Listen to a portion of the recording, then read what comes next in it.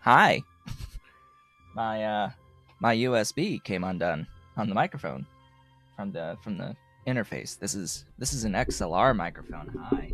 Yeah, that this is a Rode Procaster microphone. It has an XLR input, which means it needs to go into a separate device that then does USB to the computer. And the USB part unplugged on me. Wonderful. What a great way to start the week. Today is, of course, Tuesday, May 24th, 2022. Oh, goodness. So my weekend was a little bit busy over this past weekend. Went out and saw the new Doctor Strange movie, and it's good. I enjoyed that movie. It was good to actually be able to go out and do what we had intended to do for Mother's Day originally. For the exception that, as I had mentioned on my Discord server, my mother got in a car accident on her birthday on May 5th, just, right before the Mother's Day weekend. This is one of those rare occurrences where Mother's Day and my mother's birthday on May 5th happened to be just a few days apart. So we didn't have a vehicle that weekend. We only got the rental vehicle after that, and we didn't really feel like going out over the previous weekend. So we finally went to see the movie yesterday. Actually, yesterday. That was our Sunday. And that saga continues. Of course, we're at the point where now my mother has to submit all of the legal documentation to the insurance company in order to actually get the funds for the total loss of the vehicle. Because, of course, it was a total loss. I posted pictures of the actual damage to the car, and from the outside, it doesn't look so bad. Until you realize she got hit on the back wheel, the back passenger side wheel took a pretty good hit. So even if the car turns over, which it does, the engine still starts. I wouldn't really trust that wheel. It may have gotten damaged to the point where you couldn't actually drive the car, and the back door can't open; it's stuck. The siding got pushed in, and it stuck the back passenger door completely. So apparently, insurance company thought that the fix would cost more than $6,500, give or take, and decided, you know what, we're just gonna call it a total loss and be like, oh hey, now you need to buy a new car, or a used car from. So it's going to be a bit of an upgrade. That vehicle was a 2006 Corolla. So yeah, even most used cars these days are like 2015, 2016 range. So we're talking at least a 10-year difference. And across the board, a whole bunch of features for vehicles that are now standard, that have been standard for years, that are going to be completely new to us. Like having a screen built into the vehicle with the ability to do navigation from your phone, and having like the lane assist stuff, the blind spot warning stuff, the rear cameras, like all of that is stuff that's been pretty standard for a few years now, and we're finally going to have a vehicle with those features, hopefully. It's just now a battle of trying to decide what vehicle to look for. And I think at this point, my mother has decided where she will get the vehicle.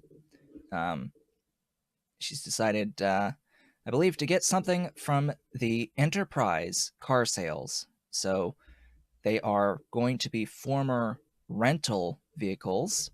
So just knowing that they're going to have higher mileage as former rental vehicles. But at at the same time, the mileage means that they are lower in cost overall. So we'll be able to get a newer vehicle for what we could afford.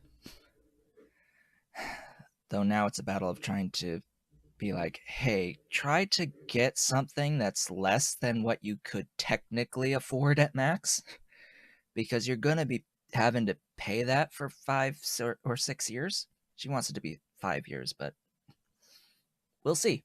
We'll see how much car. We shall see how much car. I think the price range we're looking at is like about 20 to 25K in between there, and I'm trying to get her to go closer to 20, but she wants a vehicle of like the RAV4 class size, which that price range means something a little bit older. Anyway, that's been life. Besides that, I've also been, studying Japanese. I have returned to my Japanese studies over the past few weeks. I've been on Wanikani for about a month, and I just got this in the mail recently. This is the brand new Tobira Beginning Japanese book. This is a newly published book, which makes it much better than the Genki books, at least the first Genki book. Yeah, this thing, it's full color. It's full color. If the camera actually there we go. Hi, yeah, that it's a full color. Very very nice pages on the print here. Unfortunately, I already know most of the grammar in this book. Most of it, and I'm using the textbook as a grammar source to learn grammar, because I sort of already know most of the vocab. The way that they present the vocab is really nice because they give you the vocabulary with pictures, so you can actually start to associate the vocabulary with the actual meaning through the pictures, which is quite nice. Of course, my goal is not to be able to speak or write. My goal is to read and comprehend the spoken word. So with that in mind, there's some stuff I am glossing over a little bit in this book. Things like pitch accents, which there's a whole page of all of the vocab from the previous page, just with little lines representing the pitches when spoken for these words. But just I've gone through a lesson a day so far, and I've just gone through lesson 5 of a 10 lesson book. Lesson 6 and 7 will have a bit more grammar that I haven't seen before, / haven't seen in a really long time, and lessons 9 and 10 are mostly grammar that I haven't seen before. So it's really only like the tail end of this book where I get into some truly new grammar that I will have to learn, and we'll probably start working on the question sets and activities in here. Maybe starting from lesson 6, I'll start doing some of these actual activity and questions on here. Really, I've just been doing the readings. Each lesson starts with a whole bunch of conversational readings that include a lot of the vocabulary that you are learning in the lesson.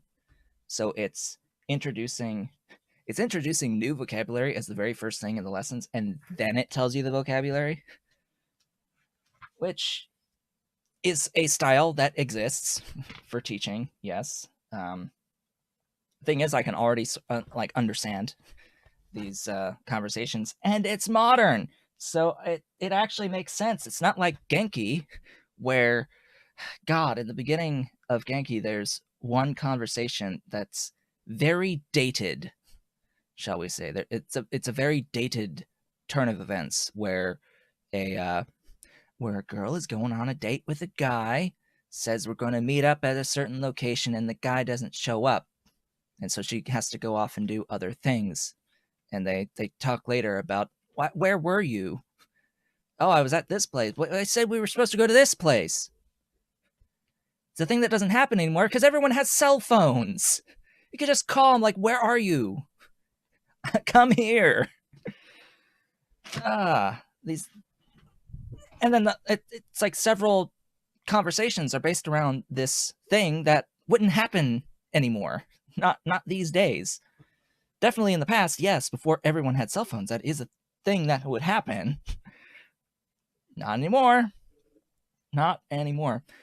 Although I don't know if that has been changed with the third edition of Genki, because I have second edition and it's, dated, showing its age.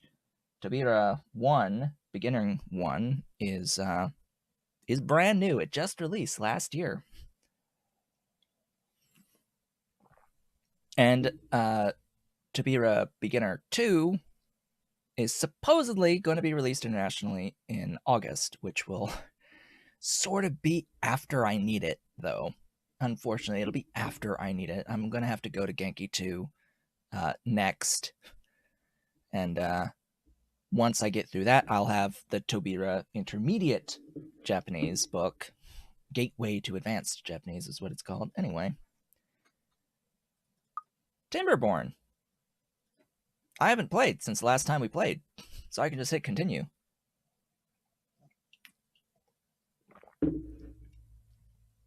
And that's just the textbook. I have other resources that I'm using, like Wanikani and a website called Renshu, which I actually just got the lifetime subscription to the Renshu Pro plan. It's really nice because, they have listening questions with Renshu Pro, which is like a complete godsend. I'm very, very happy to have access to listening questions with Renshu Pro, because, the whole point, my goal, is to understand what's being spoken. And you can't really get that without actually listening.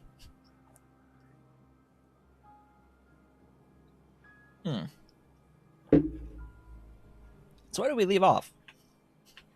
We left off having just set a second district for metal mining. And we've gotten a scavenger flag up here. This guy is going to be gathering these ruins. Looks like we've got 30, 60, 90, 120, 150, 80, 5.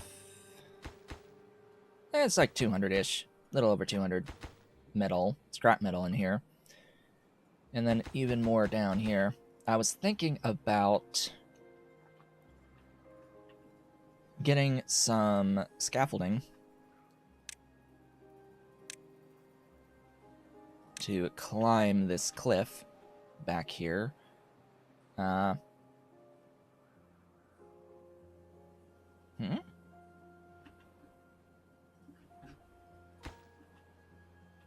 Excuse me?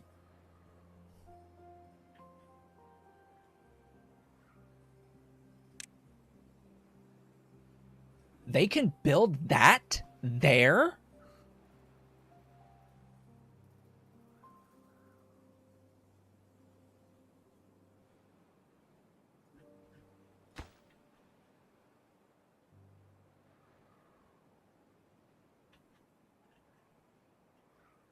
It seems that I have fundamentally misunderstood the building mechanics in this game.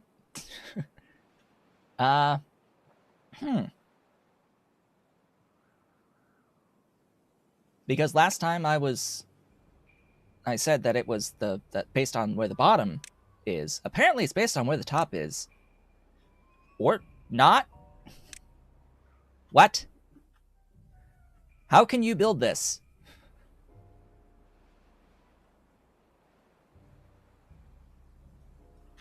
Why is this legal? Alright, I have to see what happens. I gotta know. I must know.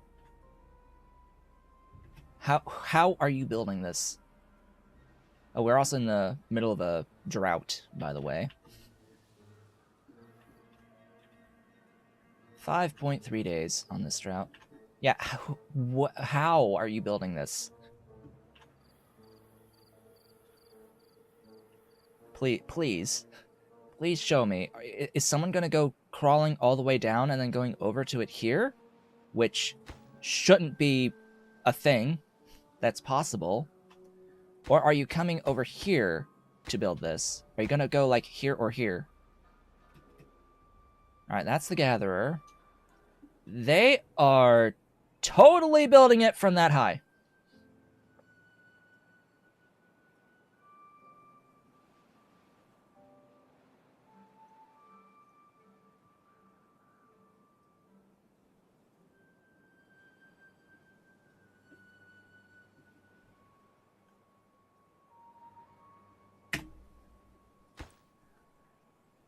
Huh.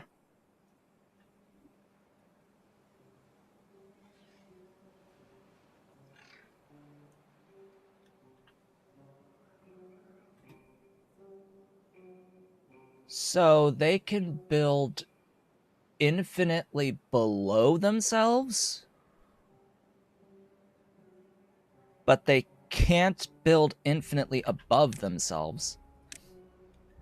I know that they can't build infinitely above.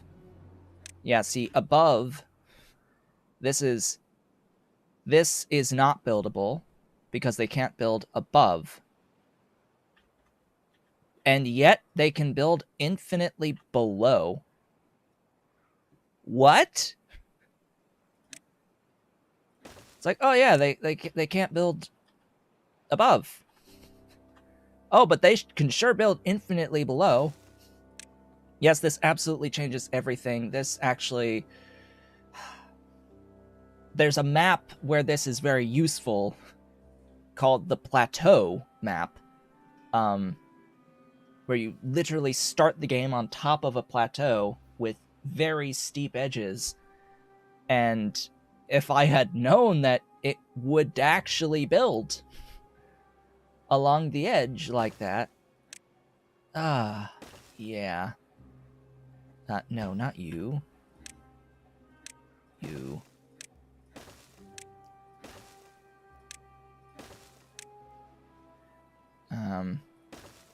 Right, and then I have to switch over, double, single, do, and we're free. And that should be buildable. That should absolutely be buildable in its entirety from up here. Like, what in the actual hell?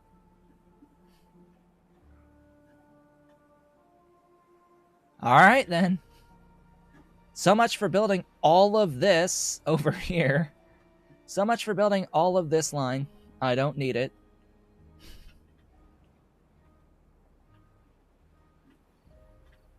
Like, really? Really, game?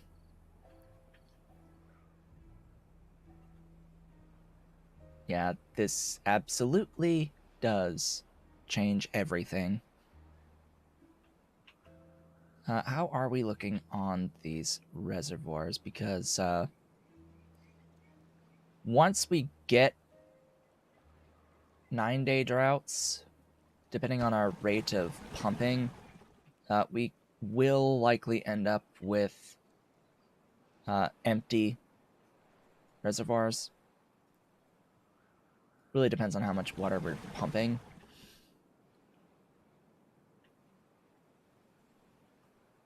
Because by default, the evaporation rate will drain a half-height reservoir in 10 days. So if we have a 9-day drought, if we're not pumping anything, it will last through the max 9-day drought.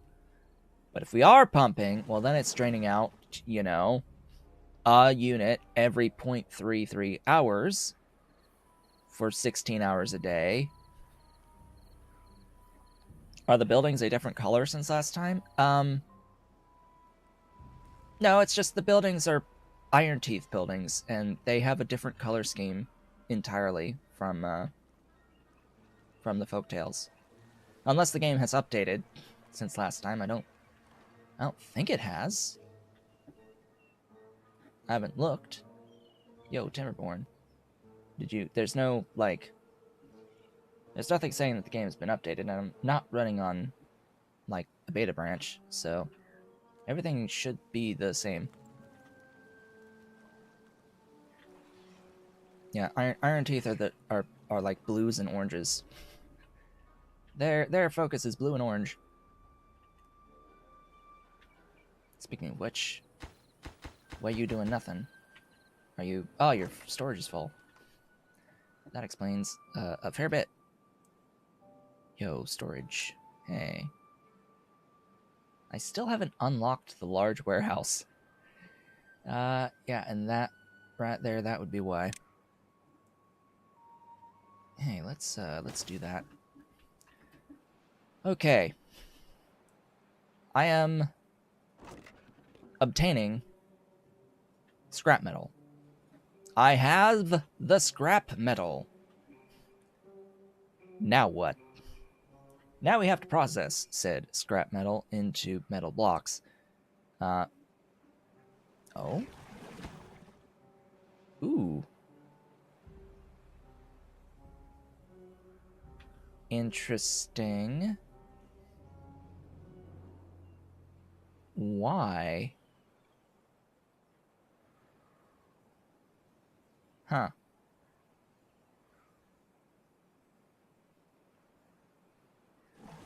These two pumps should be able to supply enough water for 40, more than 40, pops. And then this one another 20 through this. Now, speaking of which, do you have a breeding pod? Yes. Yes, you do. So that'll keep the population here stable.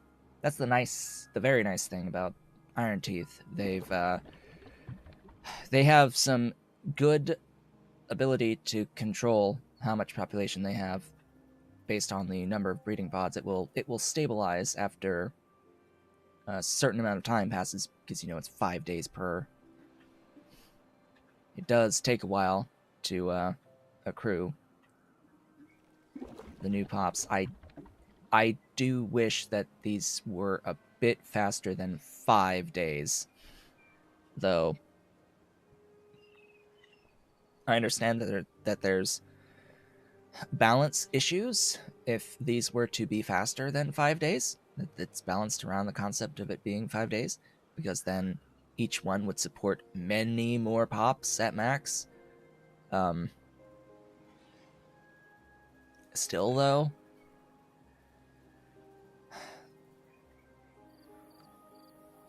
I still wish it was able to hold more. It was able to work faster.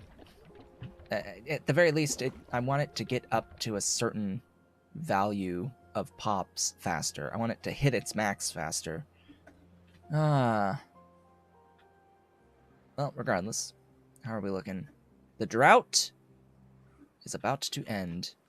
And yeah, you can see the difference in the water level between the area that I am pumping versus the area that I am not pumping. You see that difference there in the water level? This is about to evaporate in its entirety.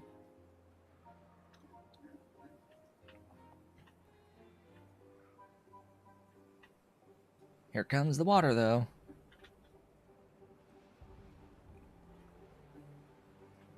So now I know that any longer of drought. I'm not sure exactly how long that drought lasted. I don't think it was 9 days, though. But it does mean that a 9-day drought will make this run dry.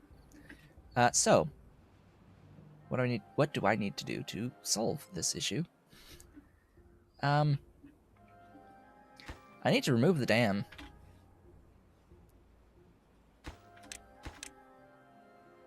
And, like, replace it with a platform. This does temporarily break things, I think. Oh, no, doesn't actually break a thing. Not currently, although I will need to build this preferentially. What's lacking materials? You? What do you want? Potatoes? I'm not making enough potatoes for you?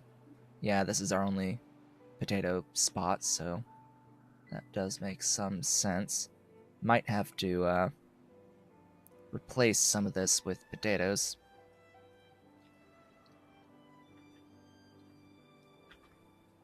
Okay. I feel like I'm gonna sneeze. I feel it. I feel it. It's coming. And there it goes. Okay.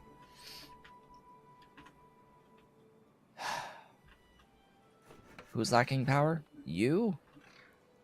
You are lacking power because we're still waiting for the Helix to come down? Yeah. Yeah, that's a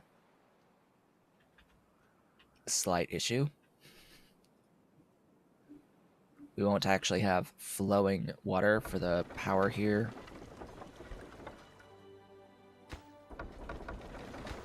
Alright, speaking of which, over here, how many workers are unemployed? 2? Haha. Right. Really? So you aren't gonna go down for this, huh?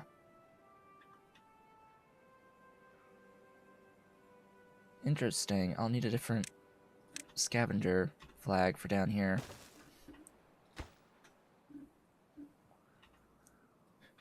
I love how I just barely have the range off of this district. I don't even have the range to get into here on this path.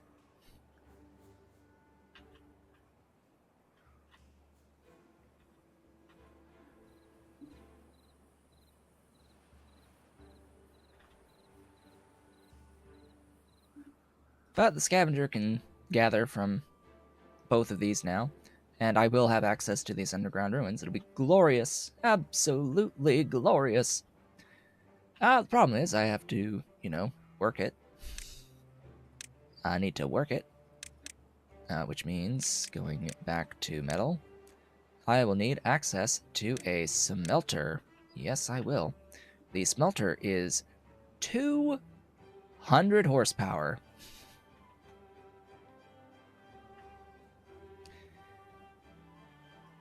So, do I want to only make metal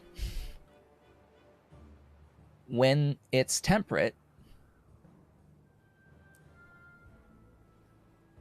Or do I want to spend 4 additional workers to make the metal at all times?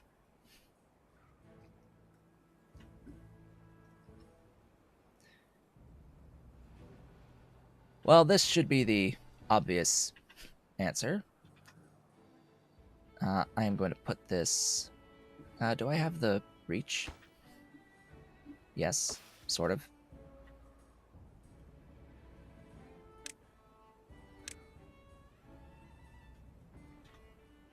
I need to delete these.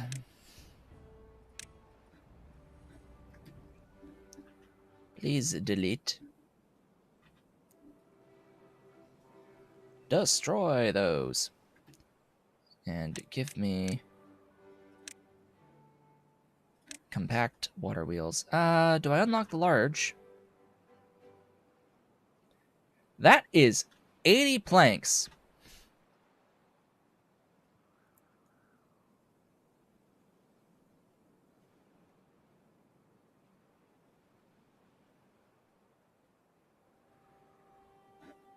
That is 80 planks.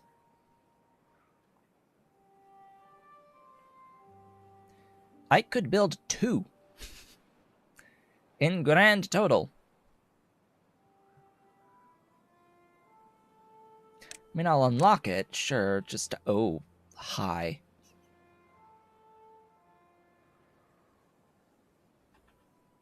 Oh. You go in deep water.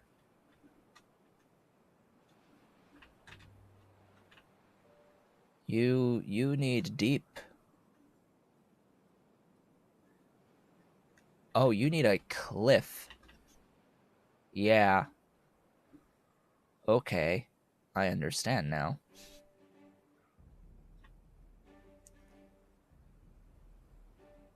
And you are also pretty big.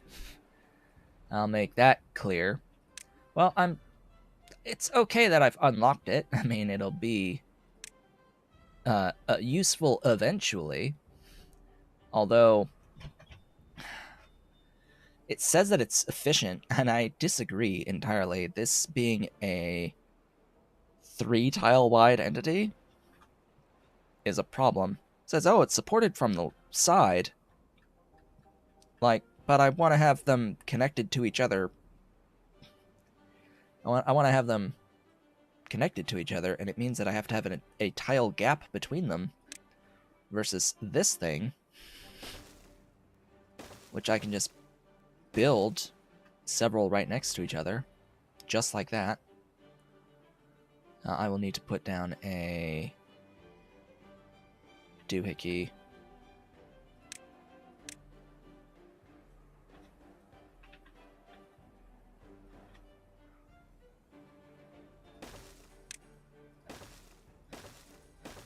There we go.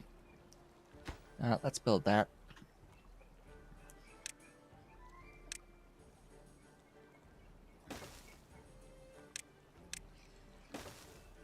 There we go. Now all of these are buildable. Ta-da. Now you may know that 160 is not 200. 160 is not 200, but I want to see what the actual flow rate's like in here. If I'm actually getting more than 1 CMS of flow rate.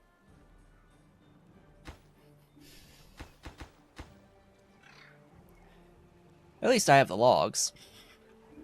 That's nice. Yeah, I've got plenty of the logs. Speaking of plenty of the logs, oh. I totally have 3 of these. Okay. That means I am starting to accrue these at a higher rate. If I had storage for it. If I had storage for it. How many unemployeds do I have in the Central District? 6. Okay, that means that it is time to place additional inventors.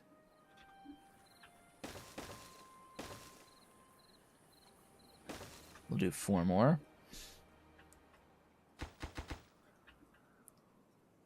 Got to get that science going. You are exactly 1. All right. Pretty much exactly 1. At least right here. And it gets weaker the further out. Oh, God. This'll be interesting.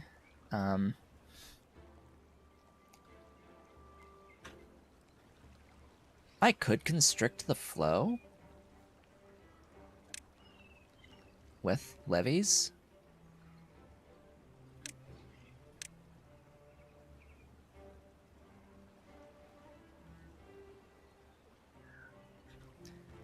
But we'll see. I'll add up, or I'll look at the amounts for all this, because it's going to show the full supply once the others are built.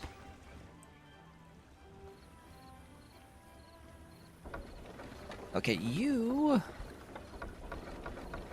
are higher on this spot.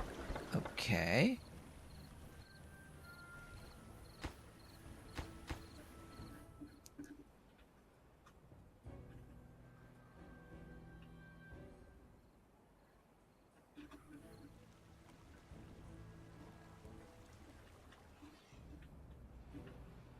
Again, why is your water, like, non-existent?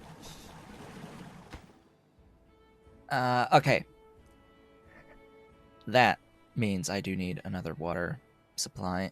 Where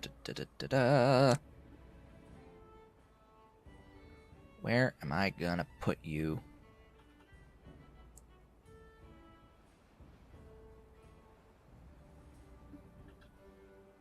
Right there.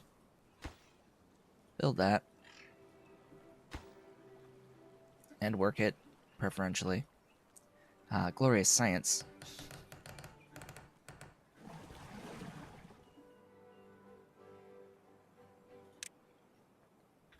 I still don't have any gear production either. I'm gonna need that, aren't I? Yeah, I'm gonna need gears to actually do the thingy. Right. Gears.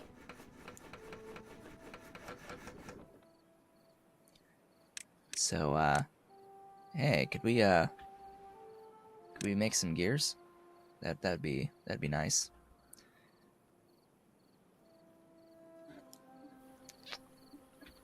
I have the resources. I can begin to actually platform out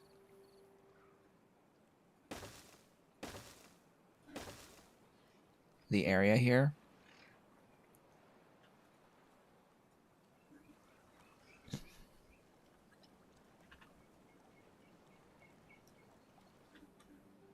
And I will want to platform most of this. Okay, how are you looking? Now we're at 163 horsepower, so ideally this last one will be able to push us to about 200.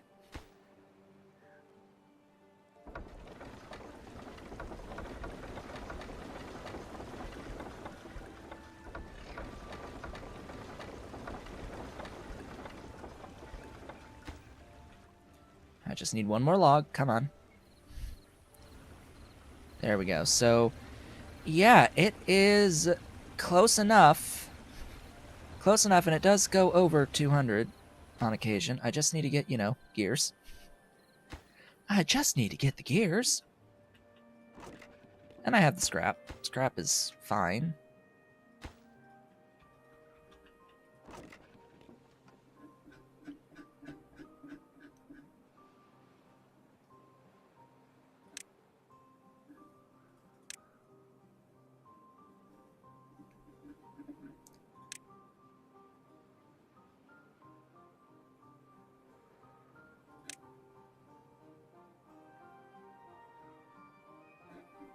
Ugh. Anyway, I'll have to wait for that to clear out some of the stuff that it's not accepting anymore. Oh, this is good. This is good. Now, down here, I want the gears. Give gears. Now, the gears is 120 horsepower.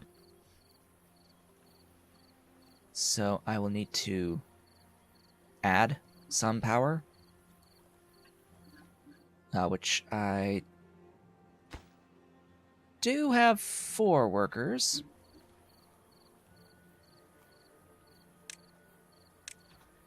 I could add power wheels.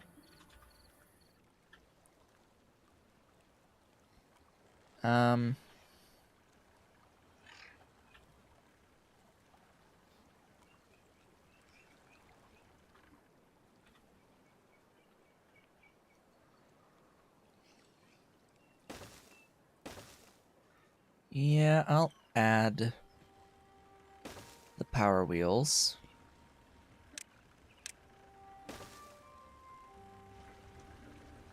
It will mean that I need to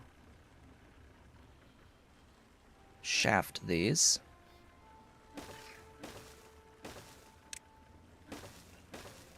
And get the power connected over here. I'm going to do a raised shaft.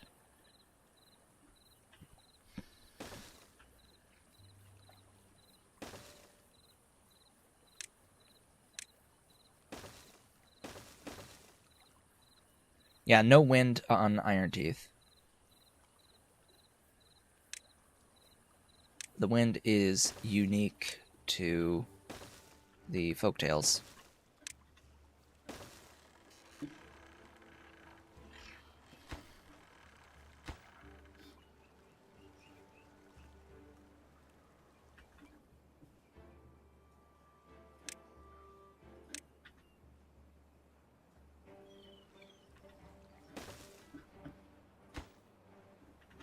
Okay, that's buildable now. It's all buildable now. Now, I would want this to be built preferentially. Give me preferential priority on that stuff rather than on these.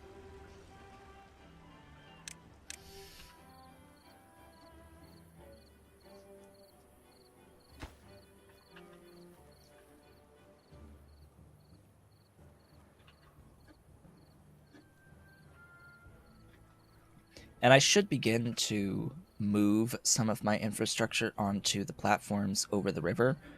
That way I am going to have more space for things like food and trees.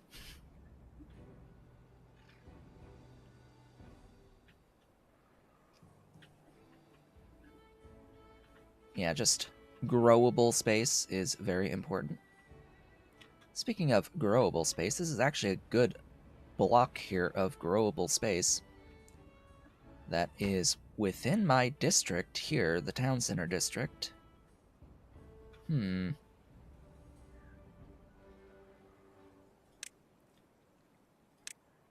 Let's platform across here and set up a flag.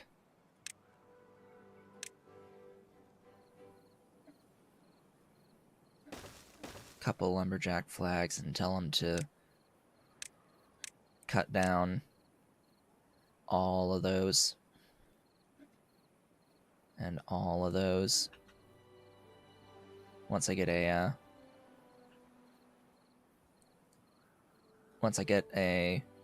stairwell here,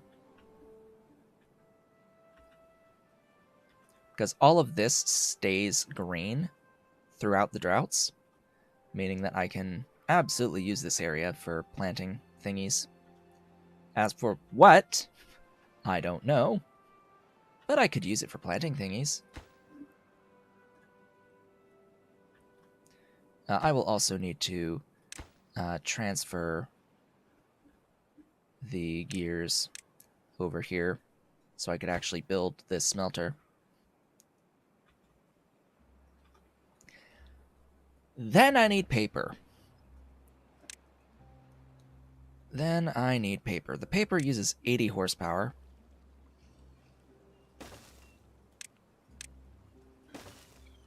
How is the power doing?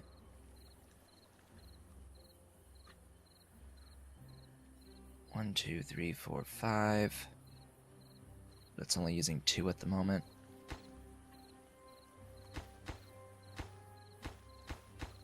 Oh, the high power shafts need gears. Ha ha ha. Right. And, you know, I need to actually get the straight shaft here as well.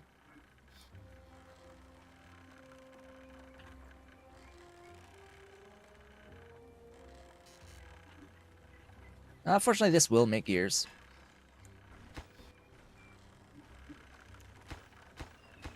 Just as long as they don't, like, immediately shove the gears out to the other place and instead send them here.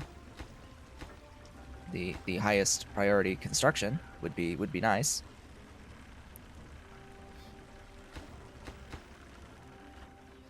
Constructo bros. Are you gonna give me gears? Are you gonna build this? That would be ideal. That would be very ideal.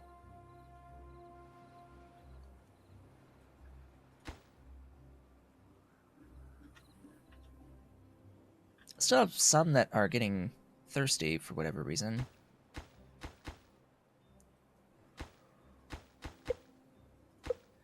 Up 3 days to the next drought. We had a max temperate cycle. Wow. 18 days is the highest temperate cycle on normal difficulty. The longest. So you have 6 empty vacancies.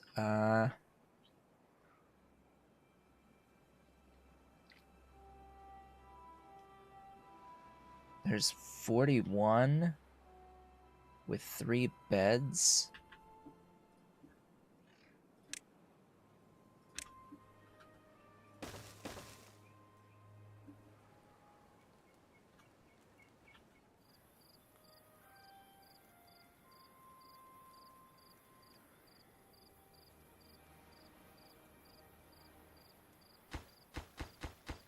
That'll add 16.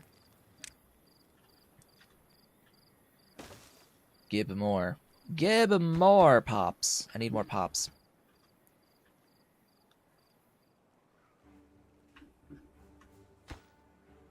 Yeah, the gears are just getting immediately shipped out rather than used for this construction. Yeah, there should be some way of storing unused power, but the game very specifically tells you that they have not developed batteries yet.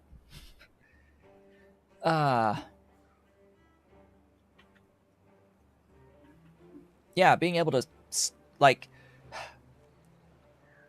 storing power is only attainable through storing the potential mechanical energy of water. You have to make a tall reservoir filled with water that you can open up during the drought to make water flow to continue to produce power during the drought. You have to basically build your own battery.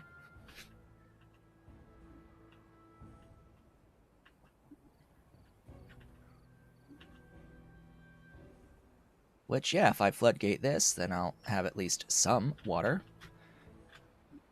If I could enclose this whole area, I could have a pretty good sized reservoir filled up with water.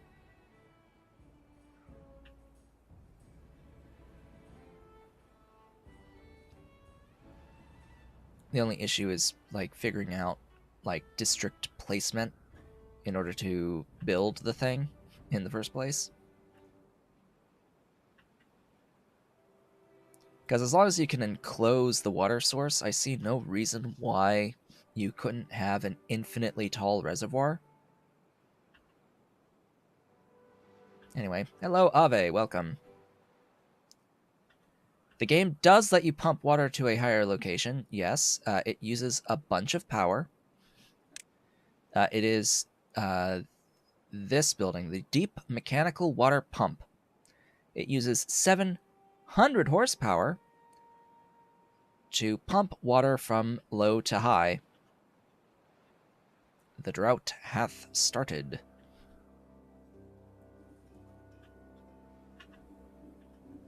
Let me see here. We're still needing these stupid gears. Let me pause the distribution post so that I am able to get gears sent here. And so that I can actually use this power. Because right now, these poor 3 beavers are just going at it, producing power, and none of it's being used. None of it's getting used until these gears go. Yeah, 700 horsepower, but I think you can get back more than that, potentially.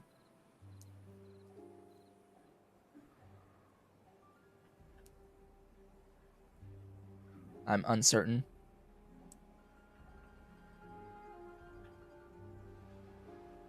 I mean, especially if you use, say, 2 engines to power that well. It might be able to give you back more than 700 or 800 horsepower. That's something I would need to do some testing on. Okay, that got built. Now, just give me a gear for this one. Give a gear. Give a gear, please. For this high power shaft. Come on, I know I've got the gear. Or not. Apparently not. It does take 6 hours per gear when you have the full horsepower for it. Okay. Oh good, they finished those row houses, so now I should have enough beds for this breeding pod. I hope. I hope I do. Alright, come on, gear. Finish the gear.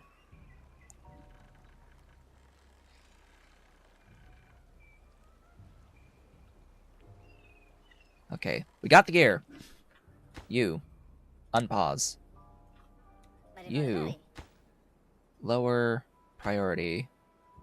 We want them at the distribution post, if at all possible. Autosave has autosaved.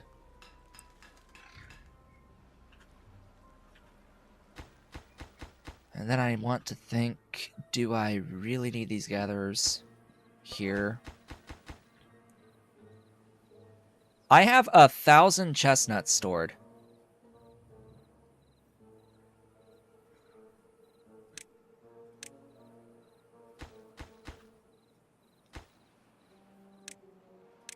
I think I'm okay with the chestnuts. I think I'm fine. So now I'll have more gears going over and getting used on building out the smelter. Now, what to do about all this? Oh boy. Oh boy, all this up here.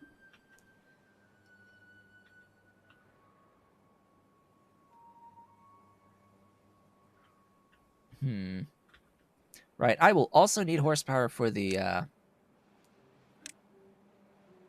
explosives factory. And I will also need to unlock dynamite. The explosives factory takes paper, which I've already set for paper. It takes paper, but you need 30 blocks to build it, and it needs 150 horsepower. Yay, more horsepower.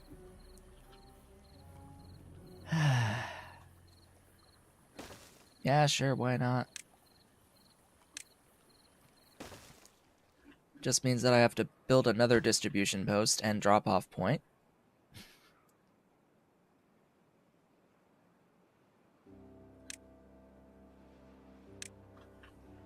Over on this side, distribution,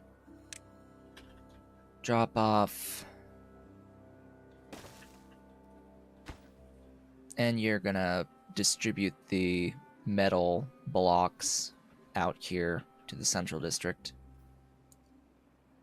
That's your purpose in life. Do you have the unemployeds for it? Yes, you have 5 unemployeds. That's more than enough.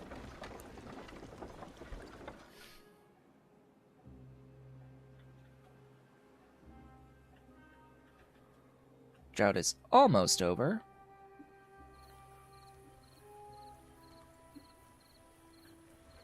Yeah, now there should be plenty of water in my reservoir here to last, I hope, the entire drought through a 9-day drought. I would hope. Drought hath ended. Good. Now, are we going to build this? Or am I just completely out of planks? I think I'm out of planks in the central district. Yes. They're all getting sent here. Listen, how many planks does this district have? It has exactly 100, which, if I look in here, that's what it's set to for the high. So what in here is using planks? The answer should be nothing. So any planks that I make now in the central district should be getting used on building out the scaffolding here. These platforms. Platforms and paper mill and explosives factory, and these platforms over here to get rid of all these trees, open up this area for production, growth.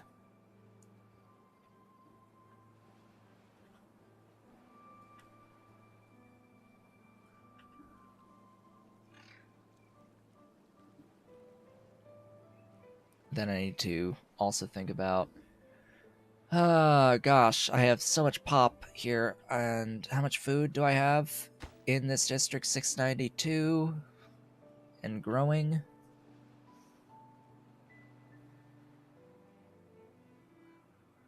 I need potatoes, sunflowers, and carrots. A few more carrots, not a ton more.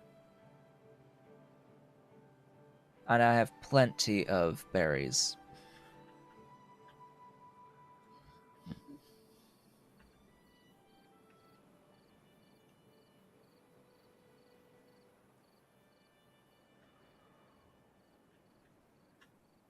I'm going to stop cutting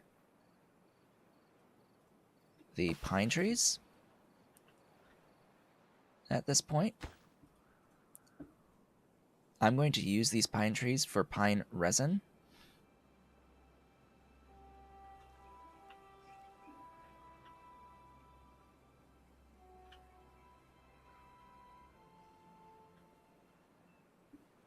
Oh, we actually have a little bit of a backup.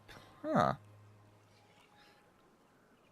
It went above height of 0.5 for a little bit there. That happens when the flow rate gets constricted.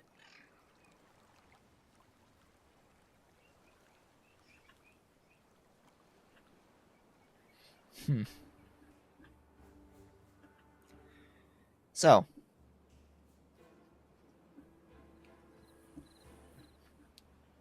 what am I going to do for water manipulation?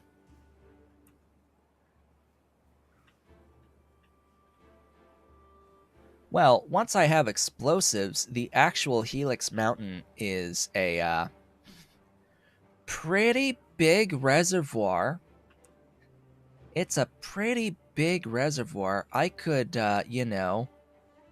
cut a line with dynamite into the side of the mountain and use it, dam it, and use it, put floodgates down.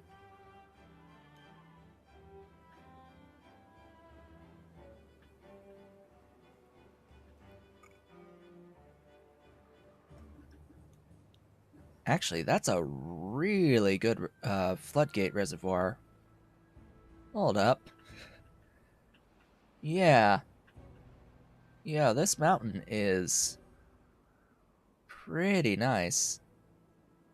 It's got some very high walls.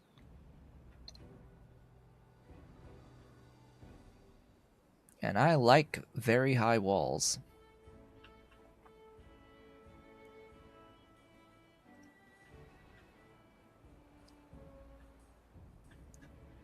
What that means is that I would be able to actually get to the point of having my battery. Say hello to my battery. This is my battery. It's going to store a lot of water over the drought.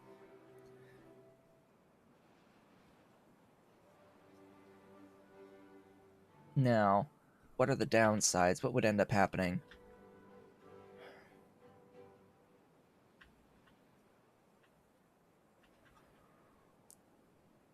Okay. In order to make this work, you know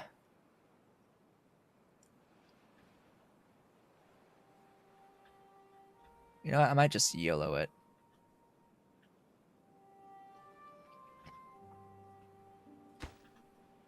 But first, I do want dynamite, or else I'm going to lose some flow rate, I think. Oh, no, I would have to be careful. I would have to be careful. So ideally, I would want to floodgate in here. Have like a stepwise floodgate, because this is pretty tall. Which means having to physically get up here. Ahem. Physically getting there. Alright, let's work on that, shall we?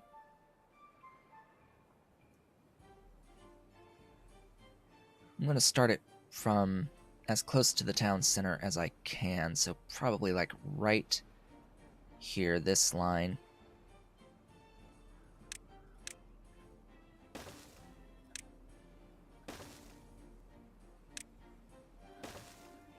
Because, you know, apparently we can just build vertical. Or we can build infinitely down, but we have to, you know, work our way towards building vertical.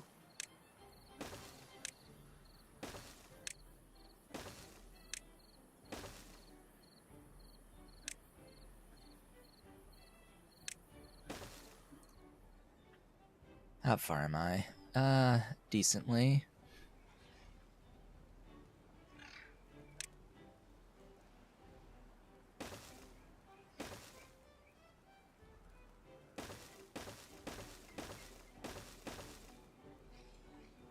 Okay.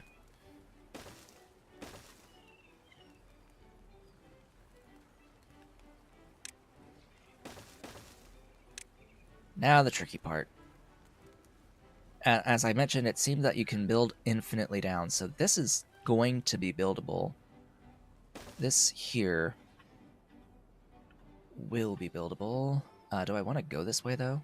Actually, no.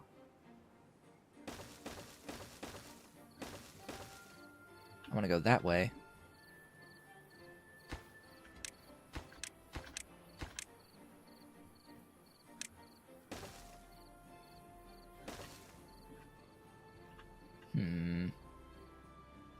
Need to get up there.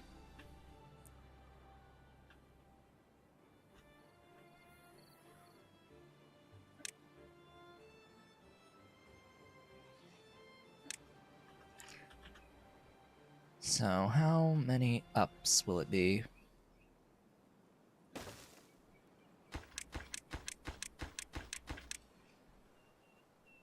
Why not use those rooftops to save platforms? I mean, I could.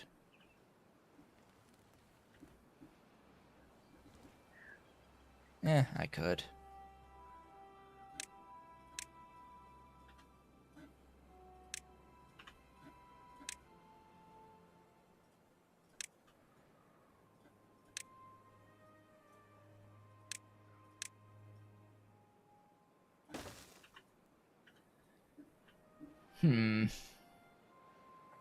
I still need to go up, though.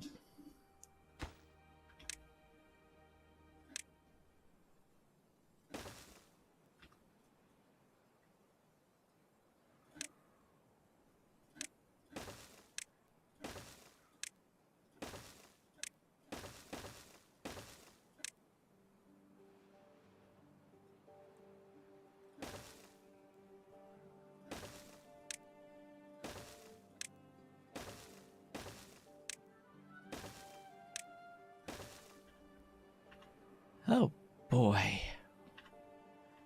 Have I made it yet? Oh. I made it. I don't need you.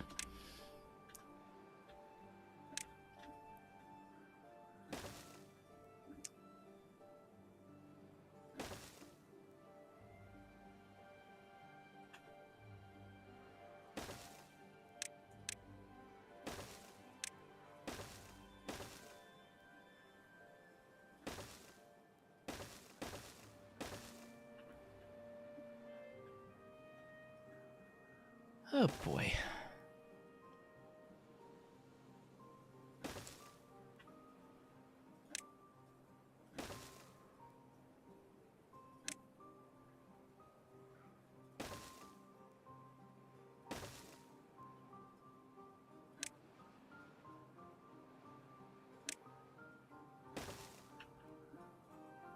Ta-da!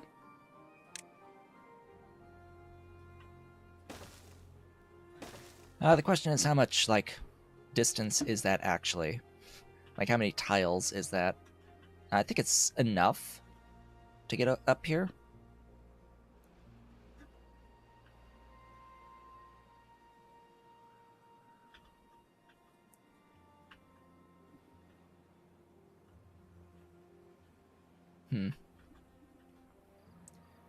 And I will absolutely be abusing the fact that we are able to build infinitely below ourselves. Oh good, they're doing that. Build that, please, preferentially. Haha. Good. They're getting rid of all this. Gonna have all access to all this up here. It'll be great. Everything shall be awesome.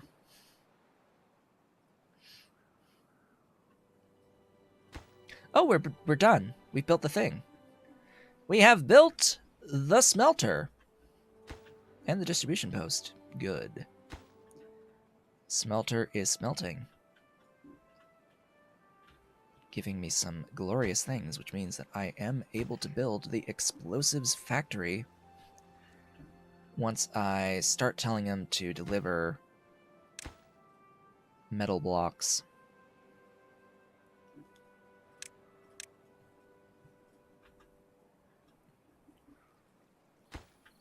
Once they start doing that,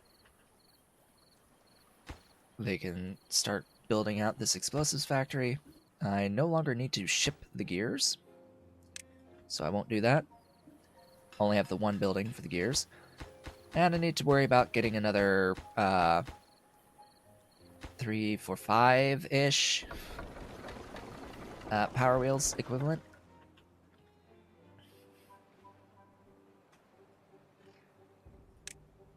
Or build an engine.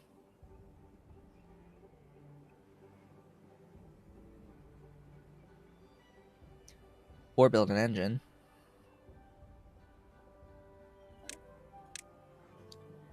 I can build an engine now.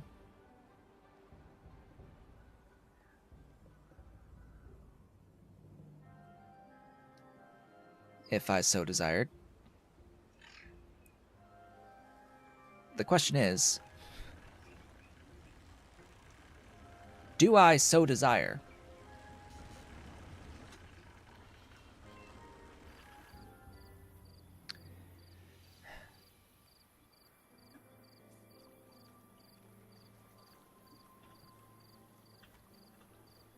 I mean, yes. Obviously, yes. I so desire. Question is, what is the best placement?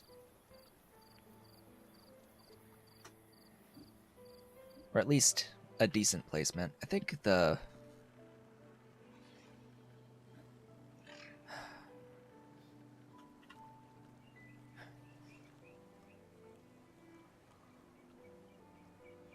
See, this would require power shafts to get over to the doohickey. I think this is going to have to replace the power wheels over here in its entirety. So it'd be better for me to wait until I have some stockpile of metal and gears before placing this. Now, 400 horsepower. I would demand... So right now the demand is already... It's 250 plus... another 150. That's already 400.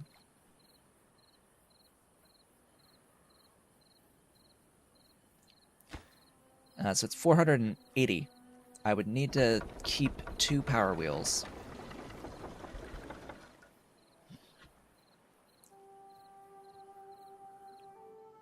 it would save me overall on 2 workers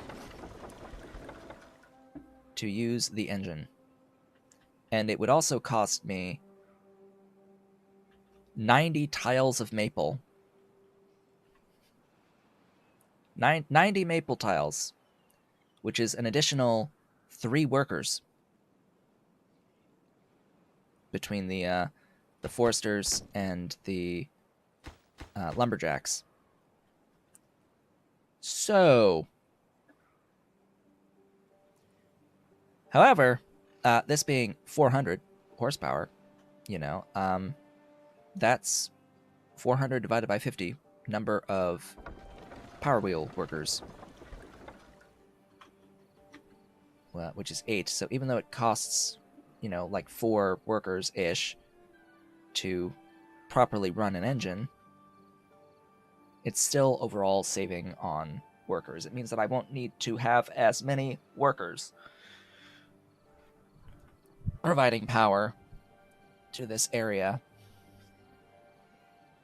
But yeah, first off, I need the actual metal, which right now all of the metal is going into the explosives factory. All of the gears are being sent to the paper mill and then into the explosives factory.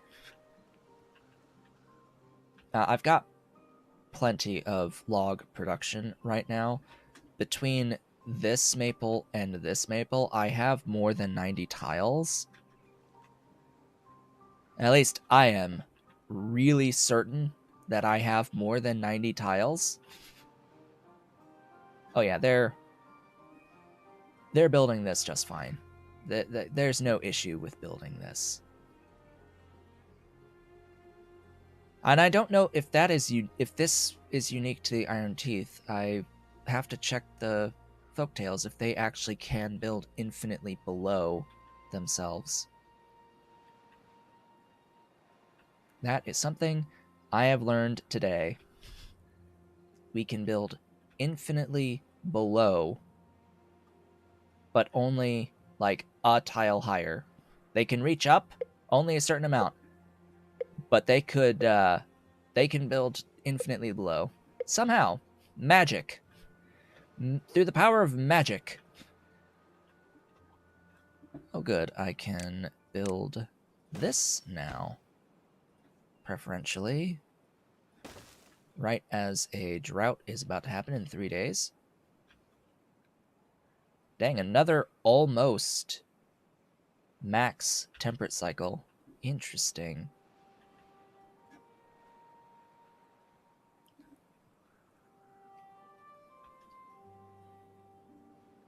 So as usual, the question will be, what the hell am I going to build or use this area for in here, this area?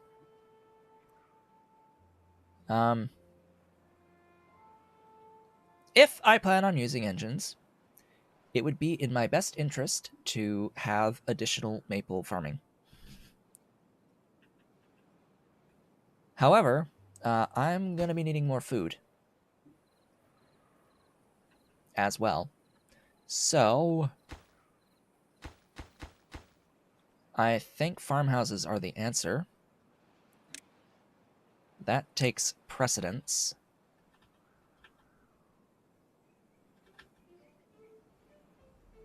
At least for this area up here.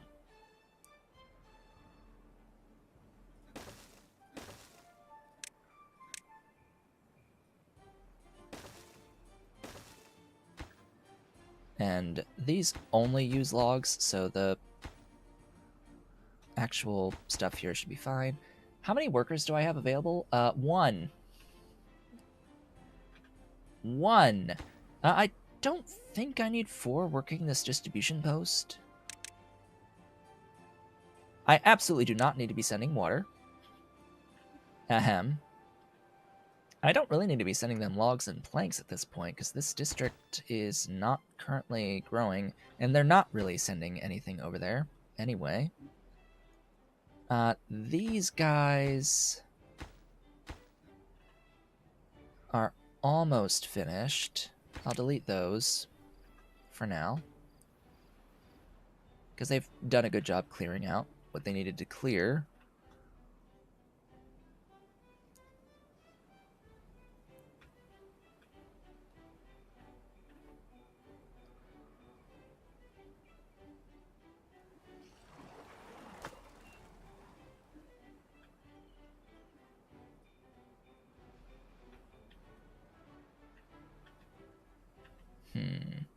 Humma.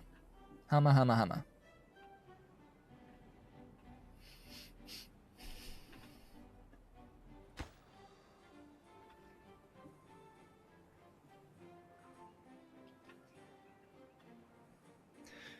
Now, as for the district reach, as far as I'm aware, a stairwell still only counts as one tile towards the distance reach, and the amount of pathing length at like max pathing length per district is about 70 tiles. So this is actually still considered to be pretty close. I'd be surprised if it went yellow on me. It might start hitting yellow on me by here. But that still means I have plenty of extra tiles to work with.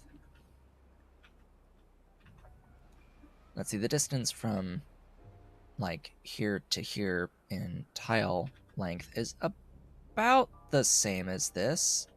So yeah, it should be about yellow-ish. Alright, nothing to do in range. Well, let's fix that. Plant crops. I need... actually, I need a lot more sunflowers.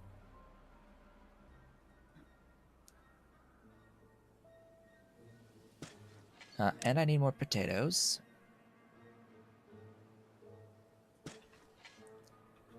Quite a few more potatoes, actually.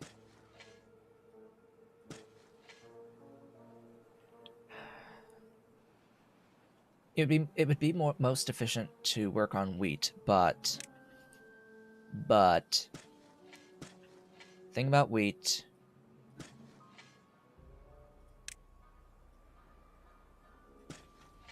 do you have the reach for that? Yes, you do. The thing about wheat is that it uses power in the grist mill. And I need to unlock both of these. I have the science, don't I? Yeah, I can unlock these. The grist mill is 60 horsepower.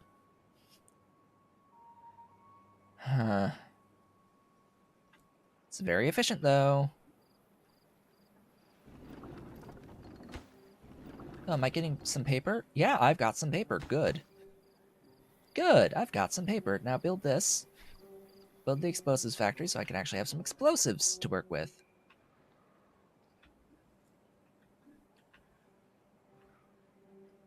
And as it turns out, I can use this mountain as a battery.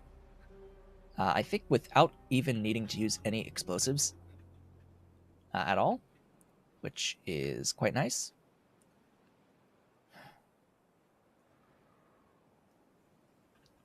The explosives only help with they help with irrigation. They help with making a broader flat ground that is a little bit easier to irrigate for things like farming. And yeah, you can cut through mountains with them if you so choose.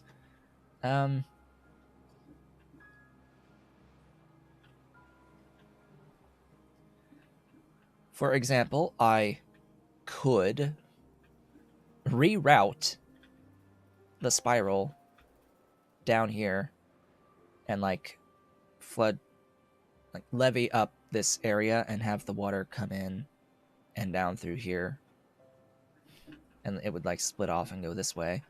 Just completely reroute it so it doesn't go down here. But I want it to go down there. I want it to. Oh goodness, they're actually pretty close to finishing. Wow, they've worked on this quick. How's the housing looking on both of these? Housing is okay. I guess I'll learn for my current district over here how many a single breeding pod can sustain. Looking like 19 right now.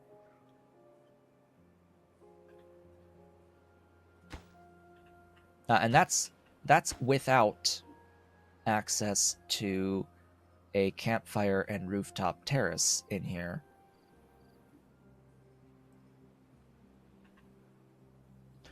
They should probably have access to a campfire and a rooftop terrace.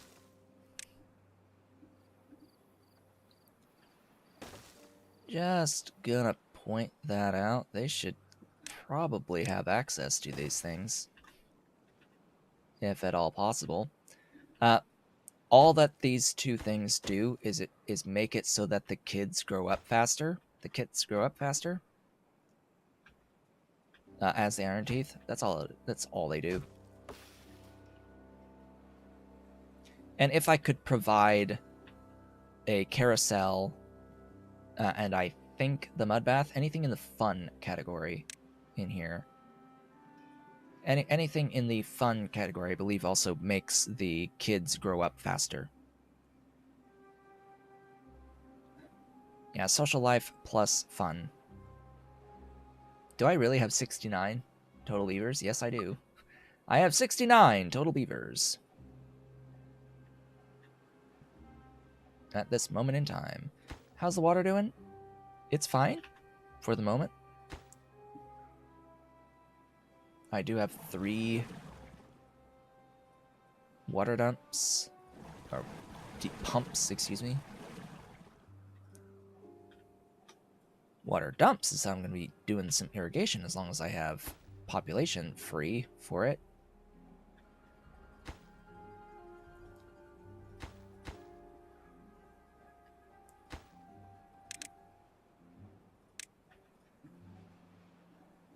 Okay, that extra farming will absolutely help.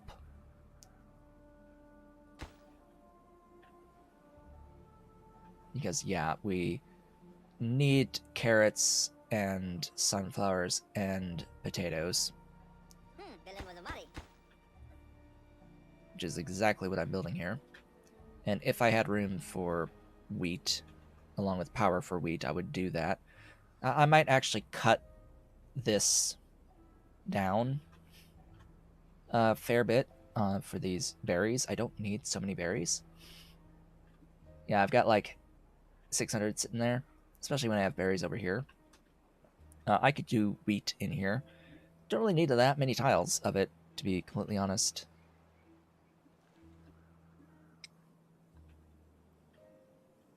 But what I do know is that I want a lot more space irrigated for logs. Which, I mean, this is a lot of glorious flatland. The only issue is getting the water over here. Which, yeah, that would require an interesting irrigation from basically the top of this mountain levied all the way across over here for an aqueduct. Similarly, if I could do it from here, actually aqueduct my way all the way across to here, into here, to irrigate the land. But that's one hell of an aqueduct. And, yeah, I don't know if that's the style I want to go for on this save.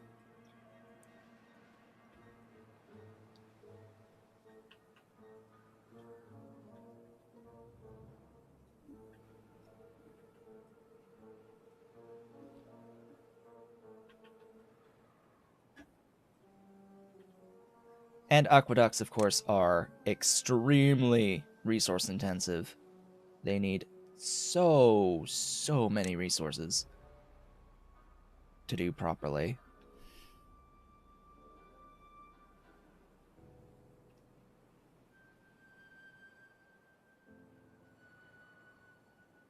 I may as well unlock this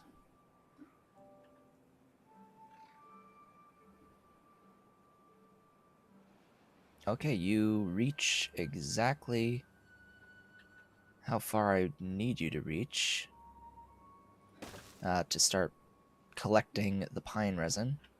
That's why I wanted this tapper shack, or I'll need this tapper shack, because I need to start gathering this pine resin for the treated wood.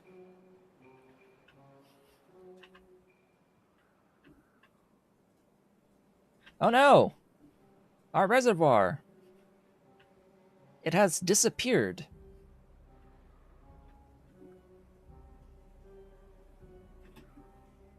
Huh.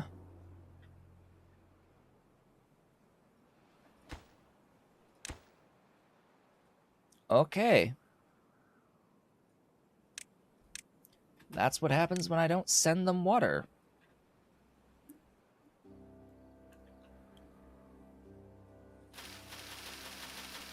Yeah, so all these carrots are gonna die.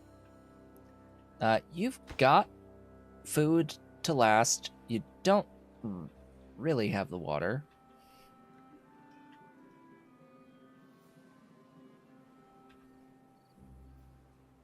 Yeah, so even one pump here is enough to empty out this little bit of reservoir. Gosh, and that kills all this too. Wow.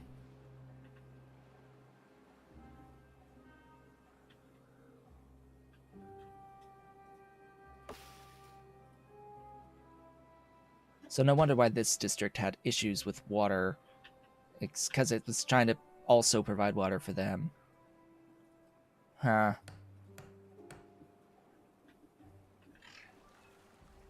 Has this been a long drought as well? I didn't really pay much attention to the time on this particular drought. It looks like I am going to go completely out of water because we have another full day on this drought.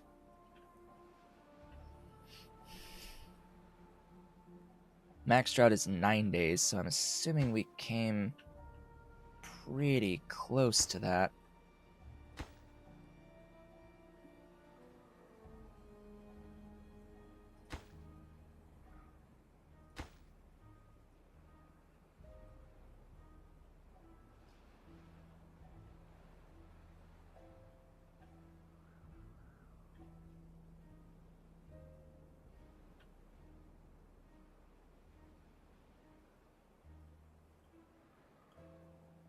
Just keeping an eye on the water storage here.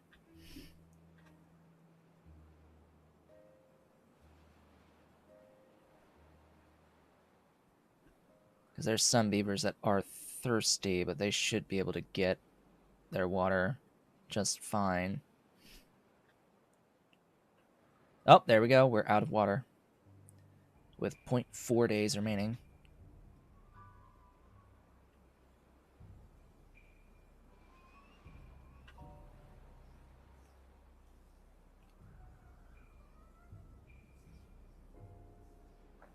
And now there's no water at all in this district. The other district has water. But we should survive. I don't think anyone's going to die of thirst.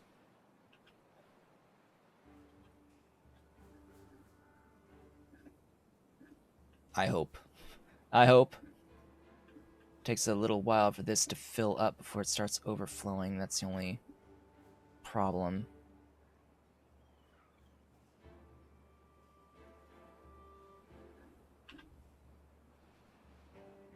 Just gonna keep an eye out here down in this corner.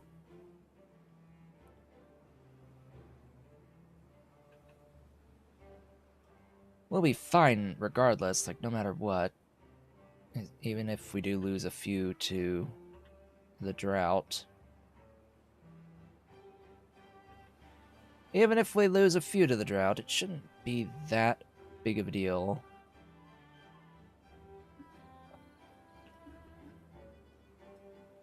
Alright, we've lost 2. 3. 3 have died of thirst. 4.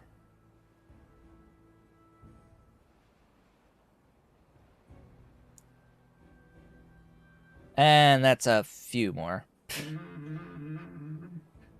And that's my alarm to indicate that we are halfway through today's stream. Yeah, a few died.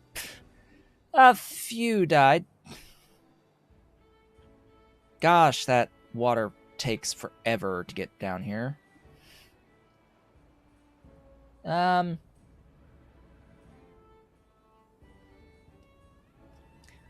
Remember that it takes 5 days per pop to recover.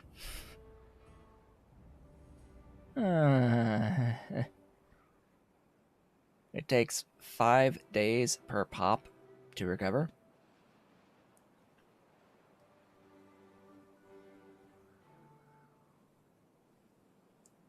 I don't think the water storage would have really done much of anything because I wasn't really maxed on water storage to begin with. Anyway, we're halfway through the stream. It is time to take a brief break. When I come back, I will try to work on this water issue because I really can't have like 20 pops die, between 10 and 20 pops die each time there's a long drought. So we're going to do that, and I will be back shortly.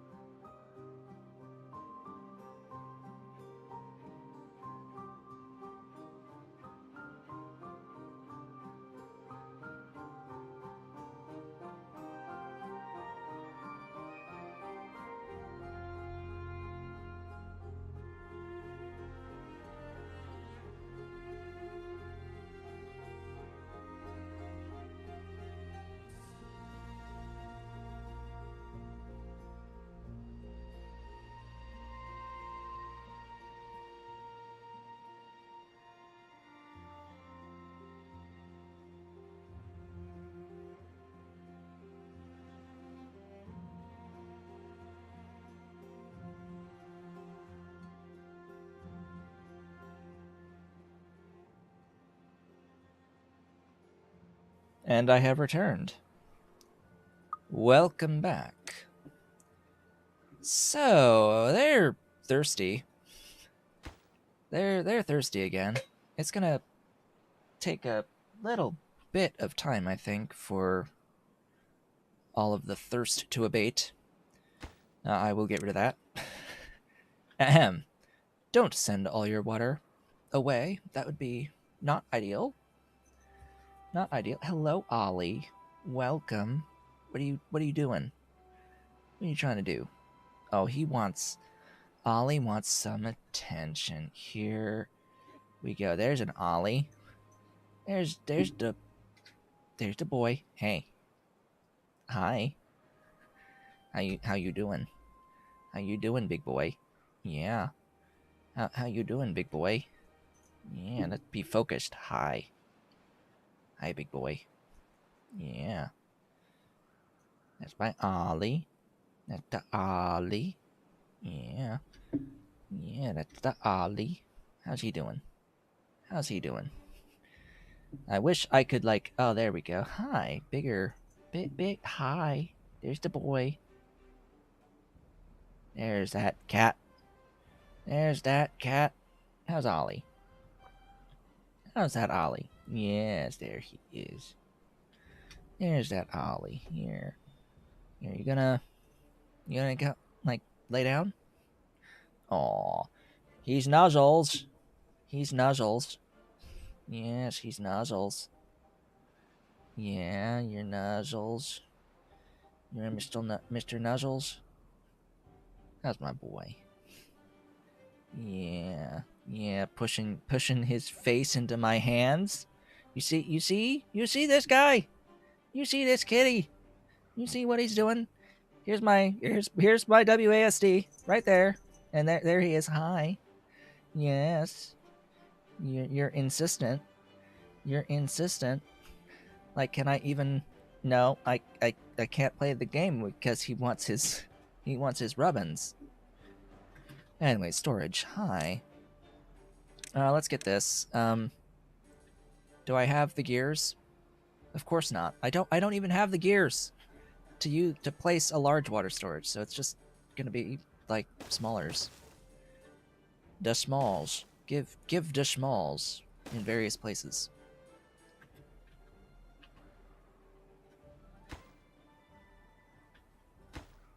Right, all the gears are going there. Hey, where are you going? Where are you going? Big boy. Big boy. Hey you. What you looking at? Big boy, big tail.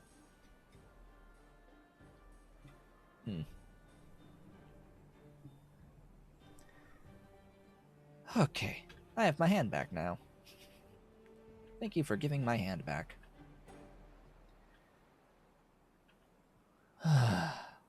So,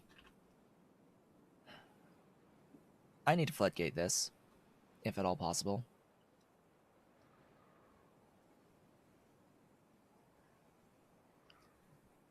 Hi. Welcome to the chair, Mr. Ollie.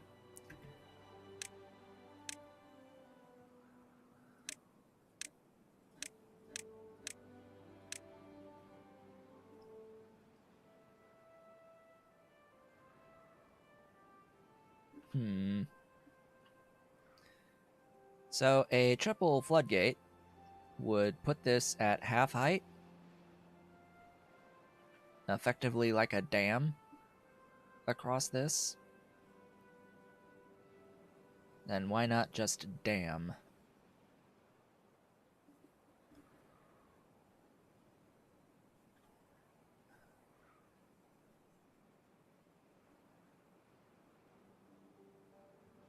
Because I want control to go down to 0. Okay, well, what about just a regular size 1 floodgate?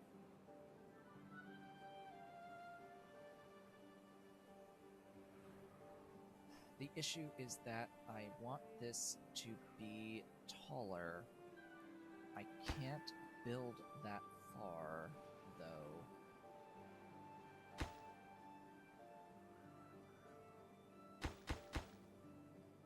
Not with the district here.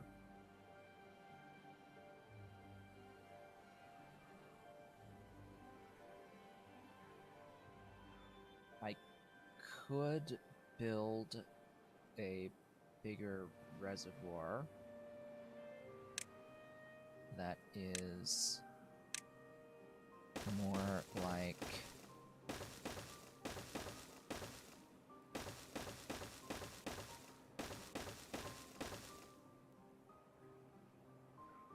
oh great, I have to get rid of these trees. Trees are in the way.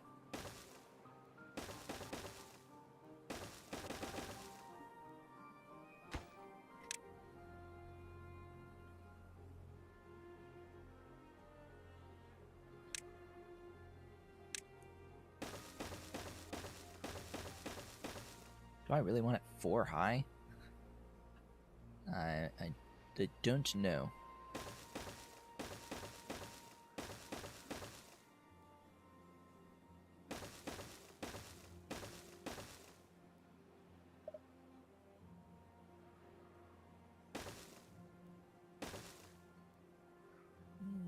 I don't need those. But, you know, just for completion's sake.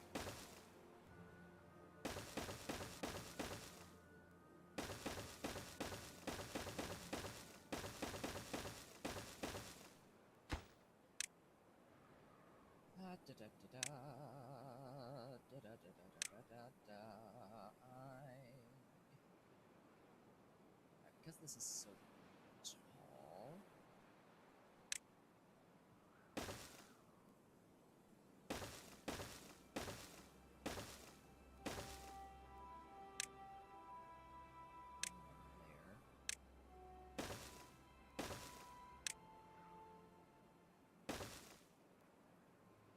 This doesn't all need to be floodgates.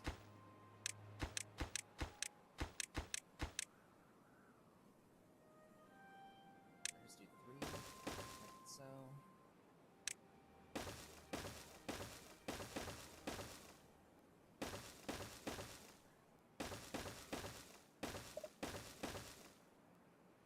My mic seems really quiet. Huh. That's odd. I mean, I'm talking not that loudly.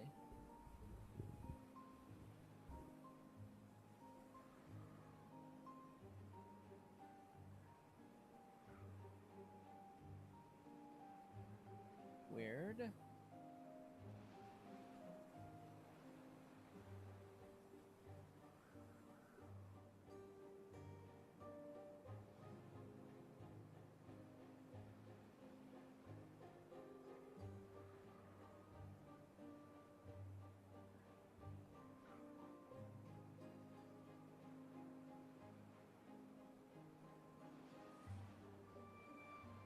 Huh.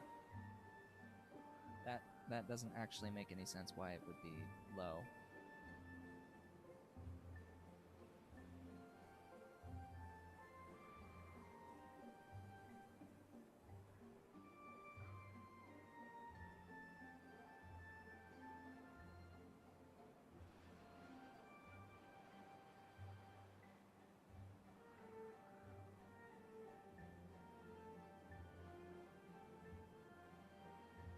Hey, is that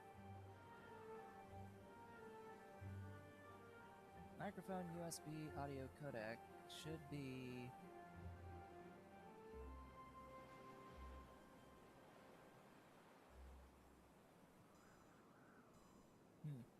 I don't know.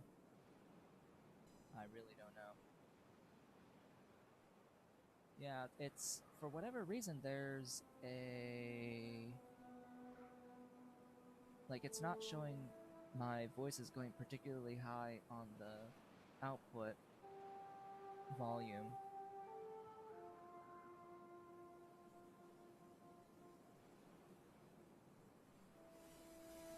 Let's see, is that should be a little bit better right there. Huh? How's that? That's louder. Yes? I believe that is louder. But it might like clip or something. I don't know. It depends on how loud I talk.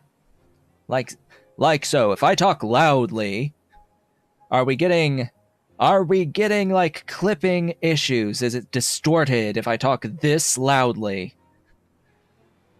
I would assume so. I do have a bit of a compression going on that should help a little bit with that.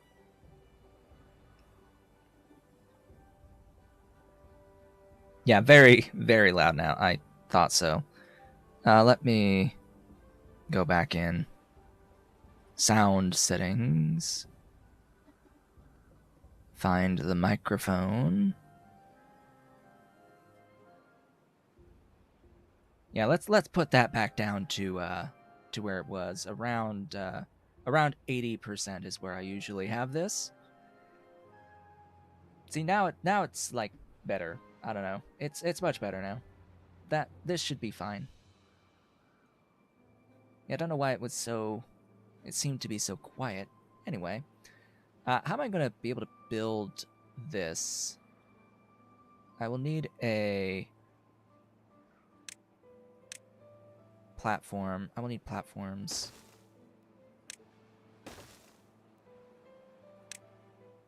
Actually, that's the one set of platforms that I didn't need.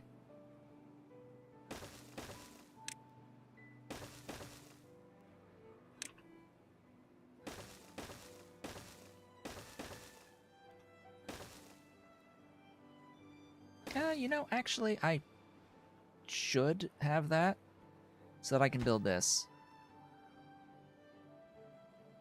Because I won't be able to build this.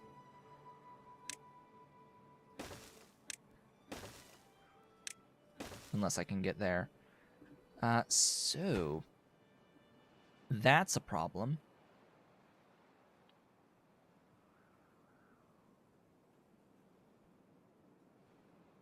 Yeah, it stops there. Ahem.